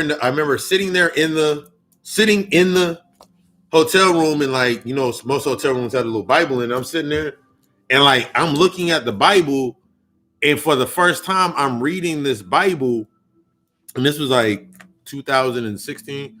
I'm reading this Bible and I'm seeing the codes. I'm like literally like seeing the lines and when she drawn and marked this out and what this meant. And then that helped me, since I already championed that aspect of information. Since I already championed that aspect of information, when it came to breaking down that book, even breaking down the Bible even further, into the aspect of the Bible is the code, is that book for, think about the Bible being that book for, as Bobby Hemmings said, for the cracker to even live, to learn how to work with us, to live, to imagine if they didn't have it. That's that thought process. So when I broke it down even further, and then I was studying, I'm breaking down the book Dirt, and studying the genetics and all the stories and these aspects of creation stories. When I look at the book now, and I remember when I was listening to Bobby Hemmings lecture, he was like, wherever where you see Jesus, the devil, Lord, God, whatever you see it in the book, put your name there and it makes sense. So when it said we made man in our image, the Lord said we're going to make man in our image, it corresponded with the creation story. So it corresponded with the creation story of them. Ashe. And it was like, nigga, this shit makes sense. And then that's how it formulates. So when it comes to the aspects of your shadow work, the memories that you cling on to, the memories that you intend to hold on to being good, are just like those. One on one aspect, when you first go through the first wave, is going to lead you to the memories that were bad, the negative memories that you didn't want to remember, because you want your negatives to become positives and your positives to become negatives. Because if I'm holding on to a positive memory of my grandmother, I would not, if I held on to the positive memories of my grandmother in opposition with my pop saying she was this, this, and this, I couldn't come into the balance of understanding to get to the negative aspects. Those negative aspects of my grandmother made those positive aspects even stronger into what she was doing. So you're going for the lesson, not the memory. For a lot of people that I do sessions with, that becomes hard with them when they actually start doing their meditation, because they'll start trying to fight it. I'll be like, nah, no, don't fight it, don't fight it, don't fight it, don't fight it, don't fight it, don't, just let it go. Because I'm doing on my end of the call, the video chat, if they're not local, I'm doing the aspect of, I'm the shaman. So I'm initiating the aspect of you going into the space. I'm bringing us into that space. So when you're doing your shadow work, whether you're using a candle magic, whether you're using mirror work, whatever, however aspects you're breaking down and using, you need that aspect of something to lead. You need the good memory to help anchor you from not getting lost in the bad memory. And you need the negative memory to anchor you to not get lost in the bad memory. So this is your first level of understanding your correspondence of your balances. This would be probably one of the first levels you coming into your balances. Because until you're able to balance the aspects and understanding them and using them and coming to that middle point that I always talk about, that middle point for transparency, you can get lost within your memories. Because that's where a lot of people, like when I said early in the lecture, a lot of people are actually stuck within the mindset, this shit is so fucking tight. Oh, I washed my locks earlier, and yeah, I My head is also thumping because my head was thumping earlier. Now my head's thumping now. But yeah, you need the aspects of shadow. Your shadow work is literally decimating everything that's locking you into humanity. The negatives and the positives. You're breaking away from your humanity. You're breaking away from your old moral compass. You're breaking away from the old traditions, because most of the traditions that you are within are actually based upon the trauma. If you think about Thanksgiving to Christmas to Easter to all of the holidays in that aspect by themselves, they're all based upon a trauma. Because the negative aspect leads you to the positive aspect. But since I'm looking at the positive aspect of what it became, I cannot truly get to the true cause. This is when we understand this helps us understand distractions. This helps us understand what mind control is. Mind control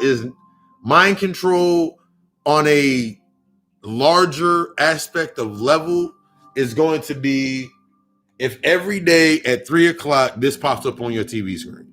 This is my little monster. You going back on the altar. The pure eye of the monster.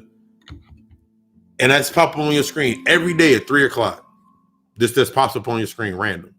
Whether you look at it or not, if your TV's on at 3:00 on the same channel every single day, no matter what channel you on, this pops up on your screen at 3:00 every single day. This shit gets programmed into your subconscious. Now go from this to that happens for 30 days straight. They do that. The next 30 days, it goes from doing this to it starts dancing back and forth on the screen. Next 30 days. So now you dance along with it, music playing with it. Because you've gotten used to seeing this. So it no longer serves as a threat because you're just seeing it on the screen. What is it doing? Oh, it's just dancing. They make music with it. Through that, it's going to be this initiation process of implanting it into your mind. They implant it into your mind. It's not going to be on this. They do it on large schemes, but they don't have the ability to do it on large schemes like that. It's built to be broken down throughout an aspect. Like, just like we go through entire seasons, like it's an entire season, like you take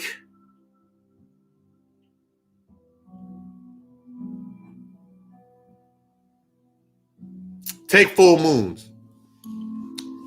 Full moon is said to be strongest at the beginning, 2 days before and 2 days after. That's an entire cycle. But there's going to be some form of the moon energy throughout the month, regardless. So the moon's always going to be present. So if I focus simply on the full moon to do everything that I'm going to do, then what about the new moon? Why don't I start my ritual on the new moon? Since they're only thinking about since they're thinking about putting so much of their energy in on the full moon, let's start our ritual on the first new moon. That way we set our intentions with their new intentions. This is how that shit would work. They don't have power. They have to use your power. So you set all your strength and your intention on your new moon, and then you usher them in on your full moon. That's where a ritual would start within that season. Because we move within, we're outside of the aspect of time. They have us stuck within the aspect of time because we think outside of the aspect of time. We're the only ones that know the beginning, middle, and the end. We're the only ones that know the beginning, middle, and the end. They don't know that shit. That's why everything I remember Panic told us, broke that down, and I remember did the research. I'm expounding upon it right now. Everything that they do is based upon that aspect of being back and forth and up and downs and fights and shit.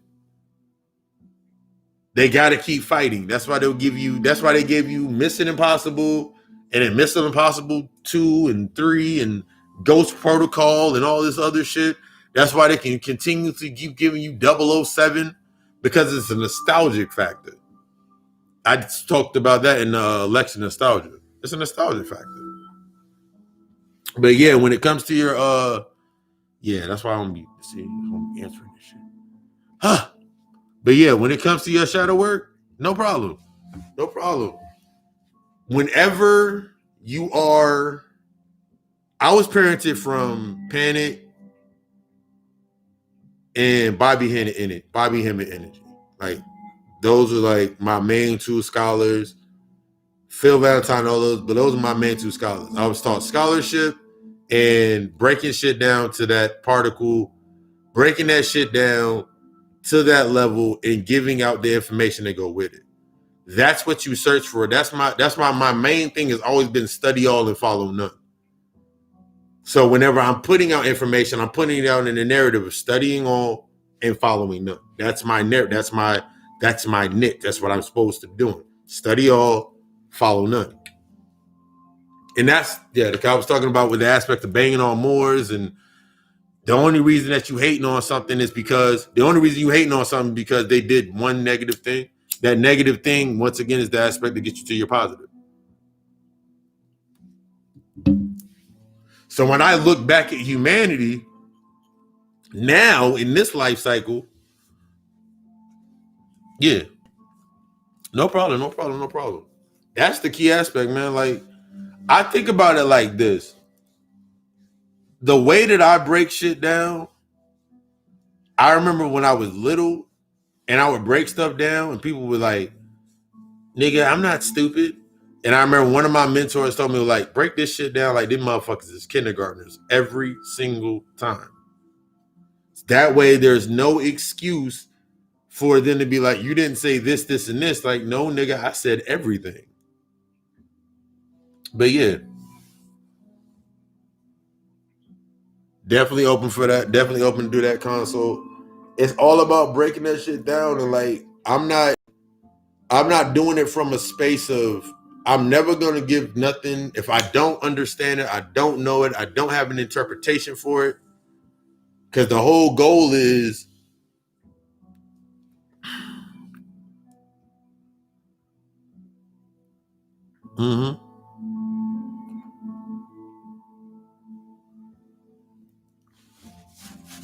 that doesn't, in the beginning, it was a nice discipline for me. Like, everything I treat as a discipline. I treat it to learn and master it.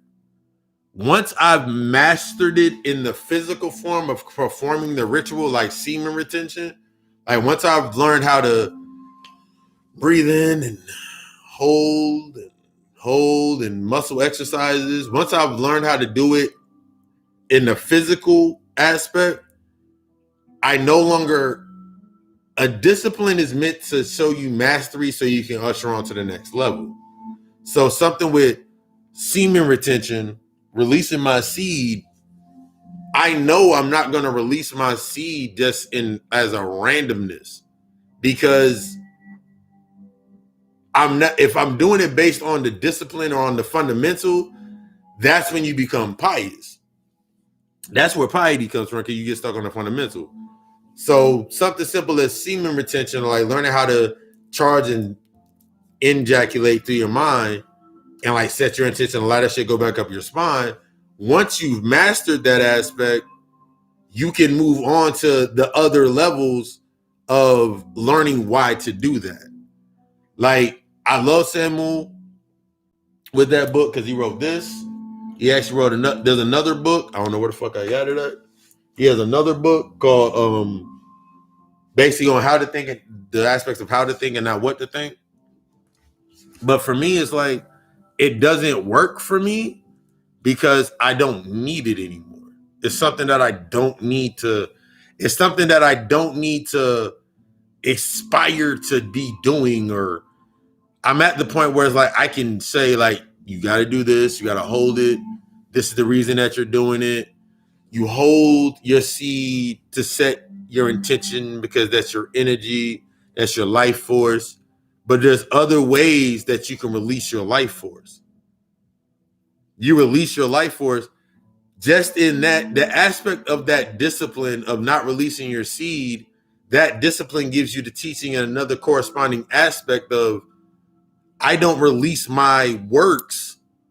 I don't release my energy into random works. So the same way I learned semen retention, I learned how to retent to do a lecture. So I know exactly how to pace myself when putting out the information in a lecture. I know exactly how to pace myself whenever I'm giving out, when I'm doing a consultation, doing a session. I know how not to overextend myself. Once you've mastered an aspect, once you've mastered it in one area, you look for the corresponding areas that it can correlate with. So like that's my thoughts on it. It's like once you've mastered it, truly mastered it, you can learn how to use it in other levels of your life. That way, because remember, it's one body of energy. If the only thing I'm thinking about is the fundamental of not like busting a nut all the fucking time, and that's all I'm thinking about, it kind of leaves my mind shut down to actually learn how I can make that into correspondence. I'm following one law, one fundamental of one law, cause and effect, but I'm not understanding correspondence. I don't like getting stuck. I don't like, yeah. But yeah, like there's nothing wrong with it. Yeah.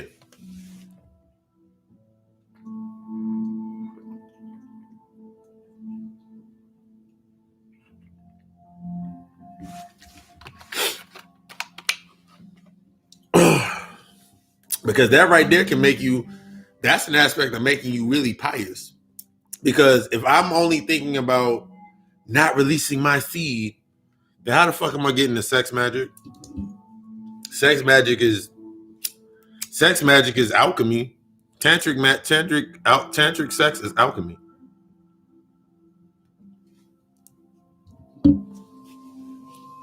Yeah, because a lot of people like to use shit and be like, I don't release my seed in random holes. Nigga, don't nobody care. I don't do this. That's like the same thing as a chick over here can be celibate. There's nothing wrong with celibacy, but what have you mastered in learning and corresponding with celibacy? What else have you mastered within celibacy? That's the true mastery of any of the disciplines. Like what else have you learned based upon celibacy with your energy? Have you read the coloring book of? Have you done the coloring book of vaginas? Have you looked into? Have you put a mirror? Have you sat down in front of a mirror in front of your vagina and just sat there and looked into it and gazed into it and spoke life into it because it's a portal? Have you had a man? Have you like had a guy get in front of you and like just stare at you just sitting there and he just staring at it? He's speaking life into the portal.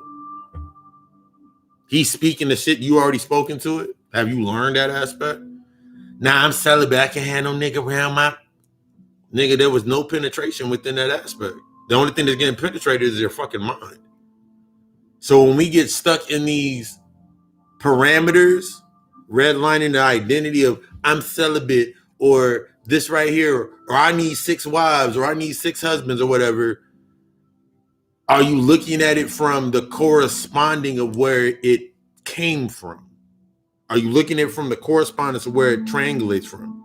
Like I said earlier, like polygamy, polyandry, multiple partners and all this shit, sex parties and all these orgies and shit. All that was the degenerative version at this level slowed down of the higher aspects of connecting energy on multiple levels. But if my mind is only stuck on the fundamental of saying I can hold my shit, or I become pious, fundamental. I shut my mind down to expand past to something else. Because there's a lot of chicks out here. I don't know from experience, but I know niggas have told me these stories and it's horrible. I'd be laughing at them, like, God damn, that's horrible. But like, there's chicks out here that will be within their spiritual piety of aspect. They'll be within their celibacy and all of this shit. And then since they didn't learn anything while they were in that aspect of that discipline, which you're supposed to be doing, learning something else, mastering the higher aspects of that while you're in that space, sustaining yourself, you in your hyperbolic chamber training. That way, when you come out and you finally are actually able to use your shit, it ain't like, yeah, you was physically, yeah, you was human good, but you weren't what I expected. Mm-hmm. It's like tap into higher shit. Because when you start tapping into higher shit, you can use, once you learn the spell, I don't know how, that's like one of the strong, once you learn the spell, you can manipulate it from your own game. That's like somebody, that's like this false aspect of judgment. If I saw whether a Bruja, a Sia, whatever the hell she may be, and she got an OnlyFans page, I'm gonna big up her ass. I'm gonna be like, bravo, bravo, bravo. Use that potential, use your potential energy to siphon from their kinetic energy. That's what you're supposed to be doing. That's what you're supposed to be mastering down here anyway.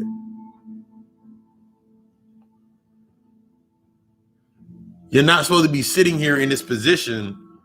I'm not supposed to be sitting here in a position to where I'm not enjoying the space for what it is. I enjoy Earth for what it is. I enjoy this shit for what the fuck it is. Because I have compassion for what the fuck it is. There's not an ounce of hate with, I'm like, because hate is going to be a reflection of hate. So why would I don't hate shit down here. And that takes an enormous amount of shadow work to be able to sit there and be like, nigga, I don't care. Nigga, what you think about white supremacy? I don't, nigga. I do not think about white supremacy. Because if I think about it, that's how it becomes supremacy. I think and I put my energy into that definition. Now it has power. If I don't think about it, I don't give a fuck about it. I know what the aspects are of it, what it really is, in the creation aspect of what it is. Nigga, the only way that has power is I give it power. So why the fuck would I worry about it? They can't look at me now anyway because these niggas squint at me anyway because, nigga, I am the fucking sun. It's not supreme. It's not. In order for something to be supreme, that means something has to be lower than it. That means I would have to constantly keep making up reasons. It's the polarity aspect. Like, I have to constantly keep saying that it's, nigga, like, why? Why? Man, we gotta get some, nigga, go shoot him then. Go shoot him. Go shoot him. Yeah, go ahead, go shoot him. Wipe out all the white people. Go ahead. Who the fuck gonna make, you wipe out all the white people, who gonna make M&Ms, nigga? Just think it, like, you just think about shit like, who gonna make the M&Ms, nigga? Are you gonna make the M&Ms? No, nigga, because you don't have the discipline to wake up that early in the morning. Nigga, who is going to, who gonna make the you gonna make the tapestries, nigga? You gonna make the shit that niggas we don't like, we don't want to do. Think about how free you are to create whatever the fuck you want to do, and all you got to do is just stand there and get the fucking benefit from it. I remember the first time I looked at, it was in aspects of my shadow work, and I remember I was looking at people that were like on Section 8 and welfare, and I remember people were like, man, they suckling off the government and all this shit, and they doing all these things, and they get nice cars. I'm like, oh, you just mad because they went and got that BMW. Yeah. Like a motherfucker, I'm like, why? Why? It's like, you mad at them because they went and got a BMW or a Benz, or They making payments because they got a job that they get enough hours and make their money doing what they're doing and staying in that space, and they doing all this work. They're putting in work to get where the fuck they at. They've accepted their level of being where they at. They've accepted it. Have you accepted yours? You accepted I'm gonna work till I'm 65 and then I'm gonna die. I'm gonna work till 65 and I'm gonna get me a nice little retirement check, and then I'm gonna start playing. Meanwhile, they're playing now. So in between these two polarities, I'm trying to be like them. I'm gonna put in this work that you putting in my scholarships and my studies, so I can be like them now and bring them shits together, learning from both aspects of that coin. Like, there's no reason for when a person literally says in their mind that white, I'm like, nigga, you just said you was a whole fucking god. You just said you're a whole fucking god. The god is the creator. The king surveys. The queen nurtures what is surveyed, nurtures her as she surveys. So I am the king, I am the god, I am the alchemist, I am the occultist, I am Satan. The whole breakdown of the god, occult, alchemist, the generator, the operator, the destroyer, and for what I have destroyed through the aspects of understanding the hidden aspects of what I destroyed, I now create my own space. Meanwhile, there's niggas running around here with names and they talking about balance and they angry as hell all the time. They got Ashe Aru Matt on their name and they unbalanced and angry all the fucking time. Nigga, your name has balance in it. How the fuck you ain't? You ain't living your shit.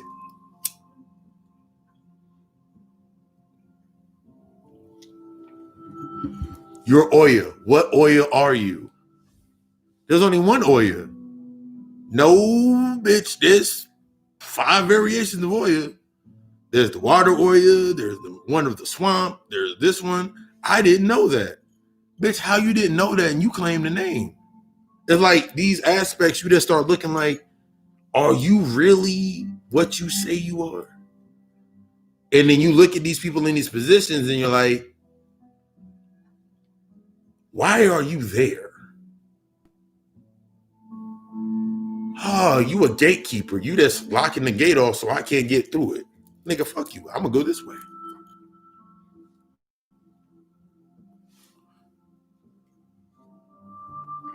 You guys are a blast. But yeah, definitely I'm gonna definitely look out for that. This week's episode was reincarnation. If you did not tap in to tune out to the God Hour show, or you have not listened to the God Hour podcast, this week's episode was reincarnation. I took a very deep turn and twisted up that aspect, because every time you waking up, you technically reincarnating if you coming into the same bullshit.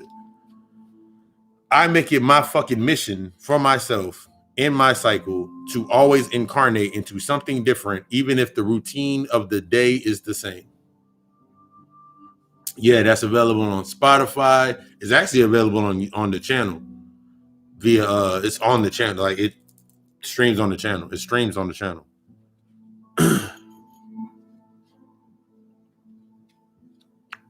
Yeah. Like, we have to be able to, in order for us actually to create, we have to stir up the chaos. We cannot be afraid of chaos, period.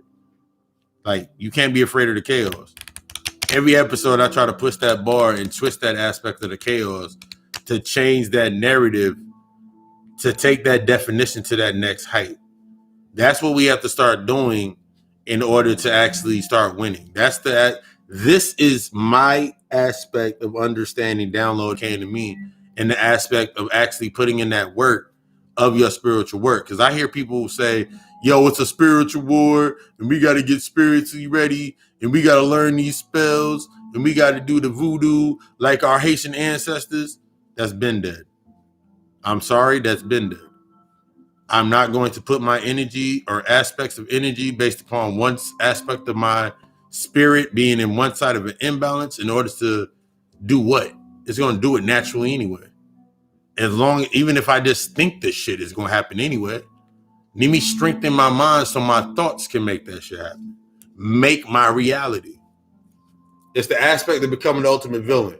If everybody remembers on Transformers, when Megatron was trying to pull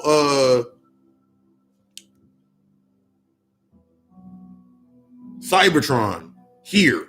He was trying to pull Cybertron. He had to destroy this shit. Nigga, if that wasn't symbolism of what the fuck you supposed to be doing, I don't know what the fuck it is. You shouldn't want none of this shit to survive. Anything that's not on your level, you shouldn't want to survive anyway. Period. Like, I don't want none of this shit to survive. If it's meant to be here after everything's burned away, it'll be here. And if it's not, I guess it's going to come back down here. It's going to come back down here in another way, shape, or form anyway. And if I'm truly to that truest aspect that you truly want to help others and help your people and all this stuff, wouldn't you need to create a space for them to actually come to instead of creating a space of the same shit? You stuck in the trauma. I want to save my people. I want to build a park. I want to build a housing authority complex in the same space that so they got to pay regardless if you pay your money to Bill Schultz or Jerome Jenkins, that money that you paying is still going into aspects that you don't like. So what are you really doing? It's just, these are just thoughts.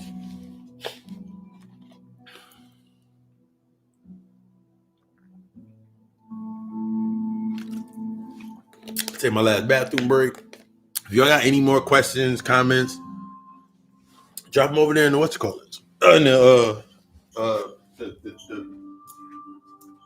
the comment chat room.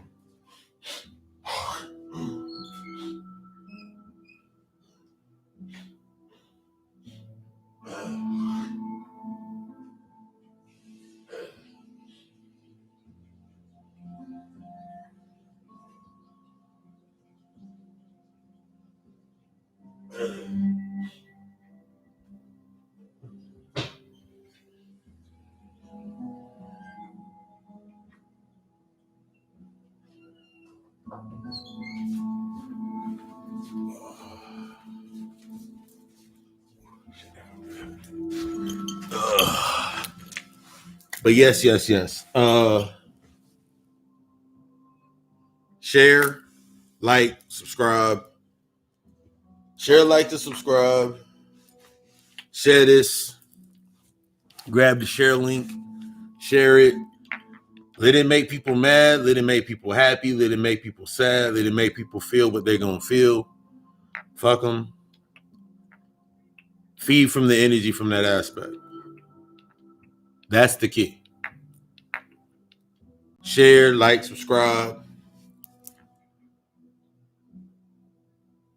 Put it out there. Put your thoughts above it in the caption. Allow the energy, allow the information to do what it's supposed to do. We're supposed to be moving in the aspects of how to think, not based on what to think. If it's making you think, if it's making you truly think, that's your aha moment. We look for that aha moment, not based on the aspect of, yeah, I'm not looking for things to make me feel good. Baby on the beat in the building. I'm not looking for something to make me feel good. I'm looking for something to make me better. There's a difference between feeling good and making myself better. Think about when your grandmother used to tell you, it's going to taste horrible, but it's going to make you better. She didn't say nothing about that tasting good or feeling good, but it made you better. We have to get out of this aspect of the feel good. Because ultimately, when you feel better, you ultimately feel good. Things like feeling good, change, feeling good, change. Those are inevitable aspects based upon if you evolve or you repeat anyway. So you can feel good and still repeat some shit. You can change and still repeat some shit. It's still there. You can feel better and evolve. The change is going to be inevitable, and the feel good is going to be inevitable. Yeah, feeling good is just a deception to leave you to keep repeating. Like, oh my God, it felt good, so I guess I'll keep doing it. That's like if right now I went and was like, nigga, I'm eating McDonald's. McDonald's will fuck my stomach up. McDonald's would have fucked my stomach up 4 years ago, 6 years ago, 8 years ago. Damn, it was a long ass time ago. So I know definitely it will mess my stomach up now. Just because it made me feel good based on nostalgia. It felt good because it was nostalgia. Like the nostalgia, nigga, most McDonald's don't even have high C orange anymore. That was the main reason that I went to a McDonald's anyway.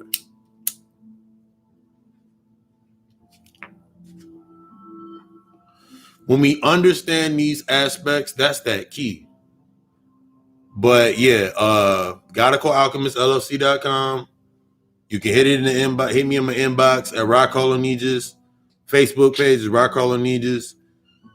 Instagram is Papa_Lucy666. Twitter is 80 God King at God King 84. All capital letters. I want to say. What else? But yeah, interested in services. If there's a service that's not written up there, you gave me a 910-777-7708. Email setcallingneeds@gmail.com. Personal email. Whenever I send out natal charts or results from services, I send it through papalucy666@gmail.com.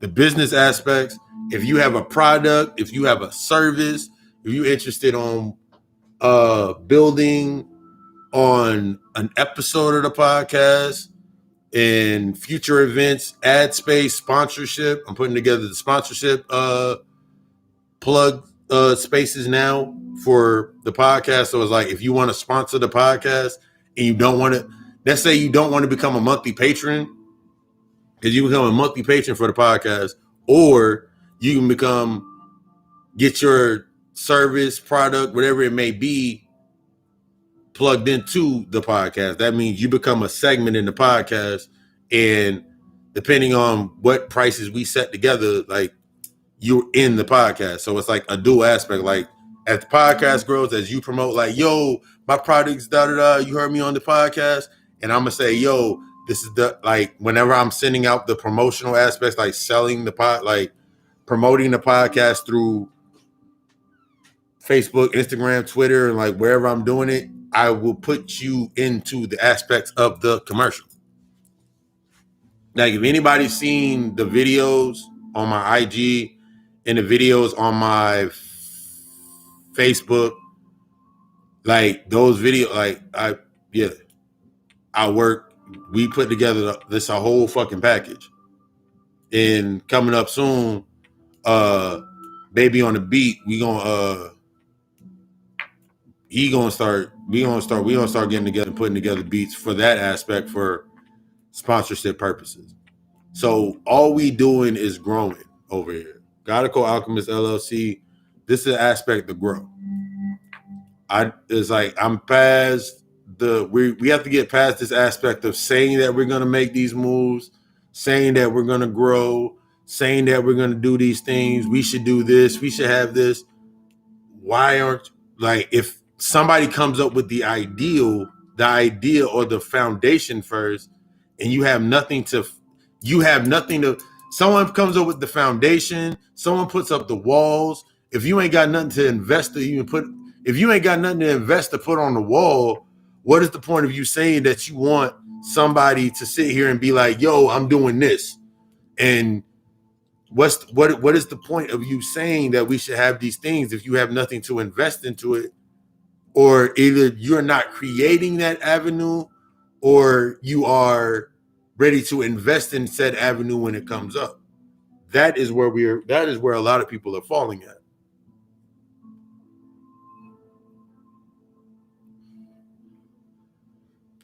Because I just want to be fucking great.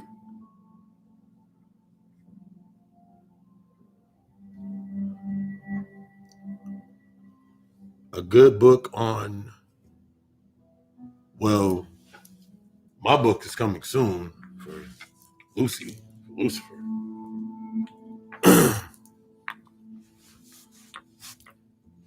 Let me think.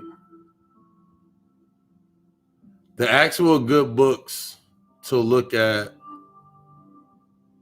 the Nag Hammadi is a great book to start for aspects on Lucy. Who else?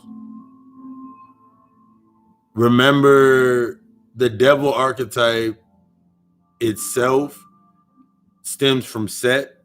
It stems from Set anyway. Set Typhon, the Typhonians. So any book on that aspect of Set, I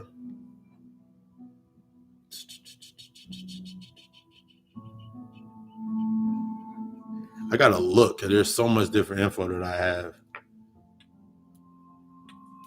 There's so many different info.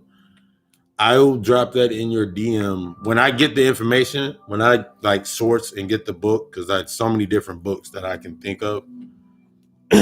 I will send you that information via. I'll hit it. I'll drop that to you in your DMs. No problem. But yeah.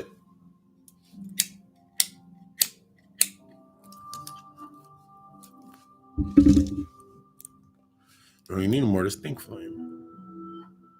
But yeah. Also, yeah. Yeah.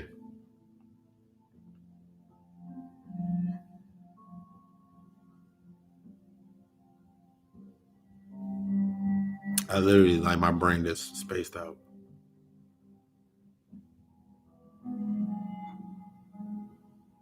Oh, I didn't know I did that. But yeah, I just want you to be fucking great. Period. I want you to succeed. I want you to go further than the point than where I'm at now. So I'm looking at you, and you're challenging me to get to that next point. That's how we need to look at that aspect. That's the collective unity in the aspect of the challenging. When you think about mythos, when you think about the history of the different tribes that were within the original lands, when they did their fights and they did their aspect, that iron sharpened iron aspect, exactly. That's what they were doing. It got boiled down into the aspect they weren't battling over territories. They were ushering in, challenging each other in these fights and all these aspects. Even if you look at capoeira, dance fighting, and all these other, the martial arts and all these aspects, it was to train the body and to enlighten the aspect of the mind. That's our key.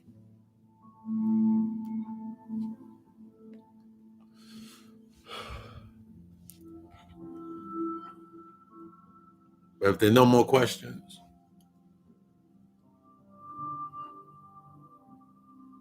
y'all could have been anywhere, but as Bobby Hemming would say, you in a space where many others, you just being in this space, I'm gonna take that straight from Bobby Hemming off that. You just being in this space, it shows you that you're ready for what you're ready for. I remember listening to a Bobby Hemming lecture.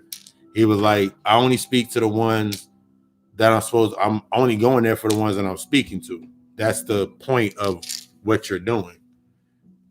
You ain't got to worry about if somebody's listening to you or going to support you, because the ones that are going to support you are going to support you.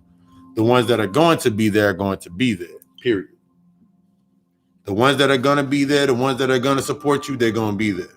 The ones that are going to sharpen you and make you better are going to be there. The ones that are going to give you that constructive criticism for you to rise are going to be there. You ain't got to worry about, when if I get lonely to this point, then what's going to happen when you need that? That means that's your hermit phase. You need the isolation.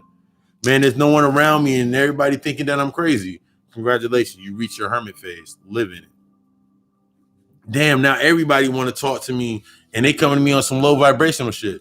Congratulations, you're in the level of training yourself not to allow your energy to be subsided. You're literally learning how not to drop your seeds, as we saw that spoken in that other question. You're literally learning how to contain your seed.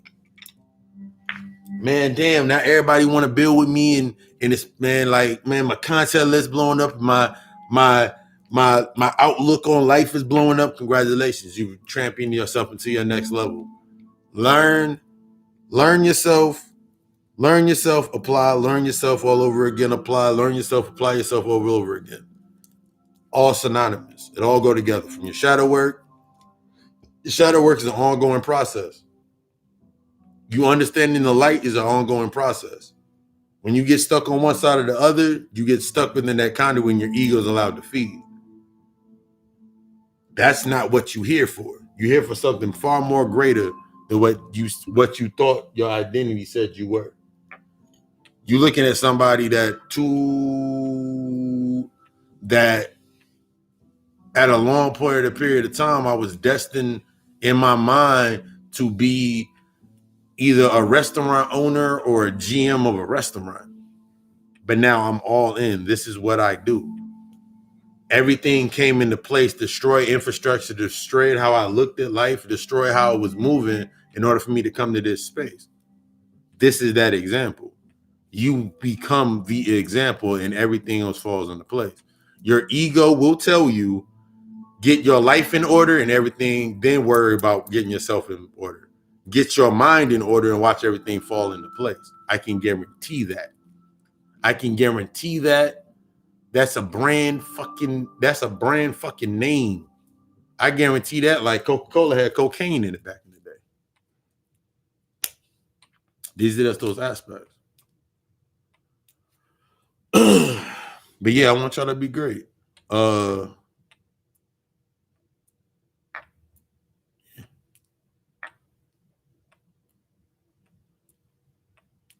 I love y'all. We love us. Asha.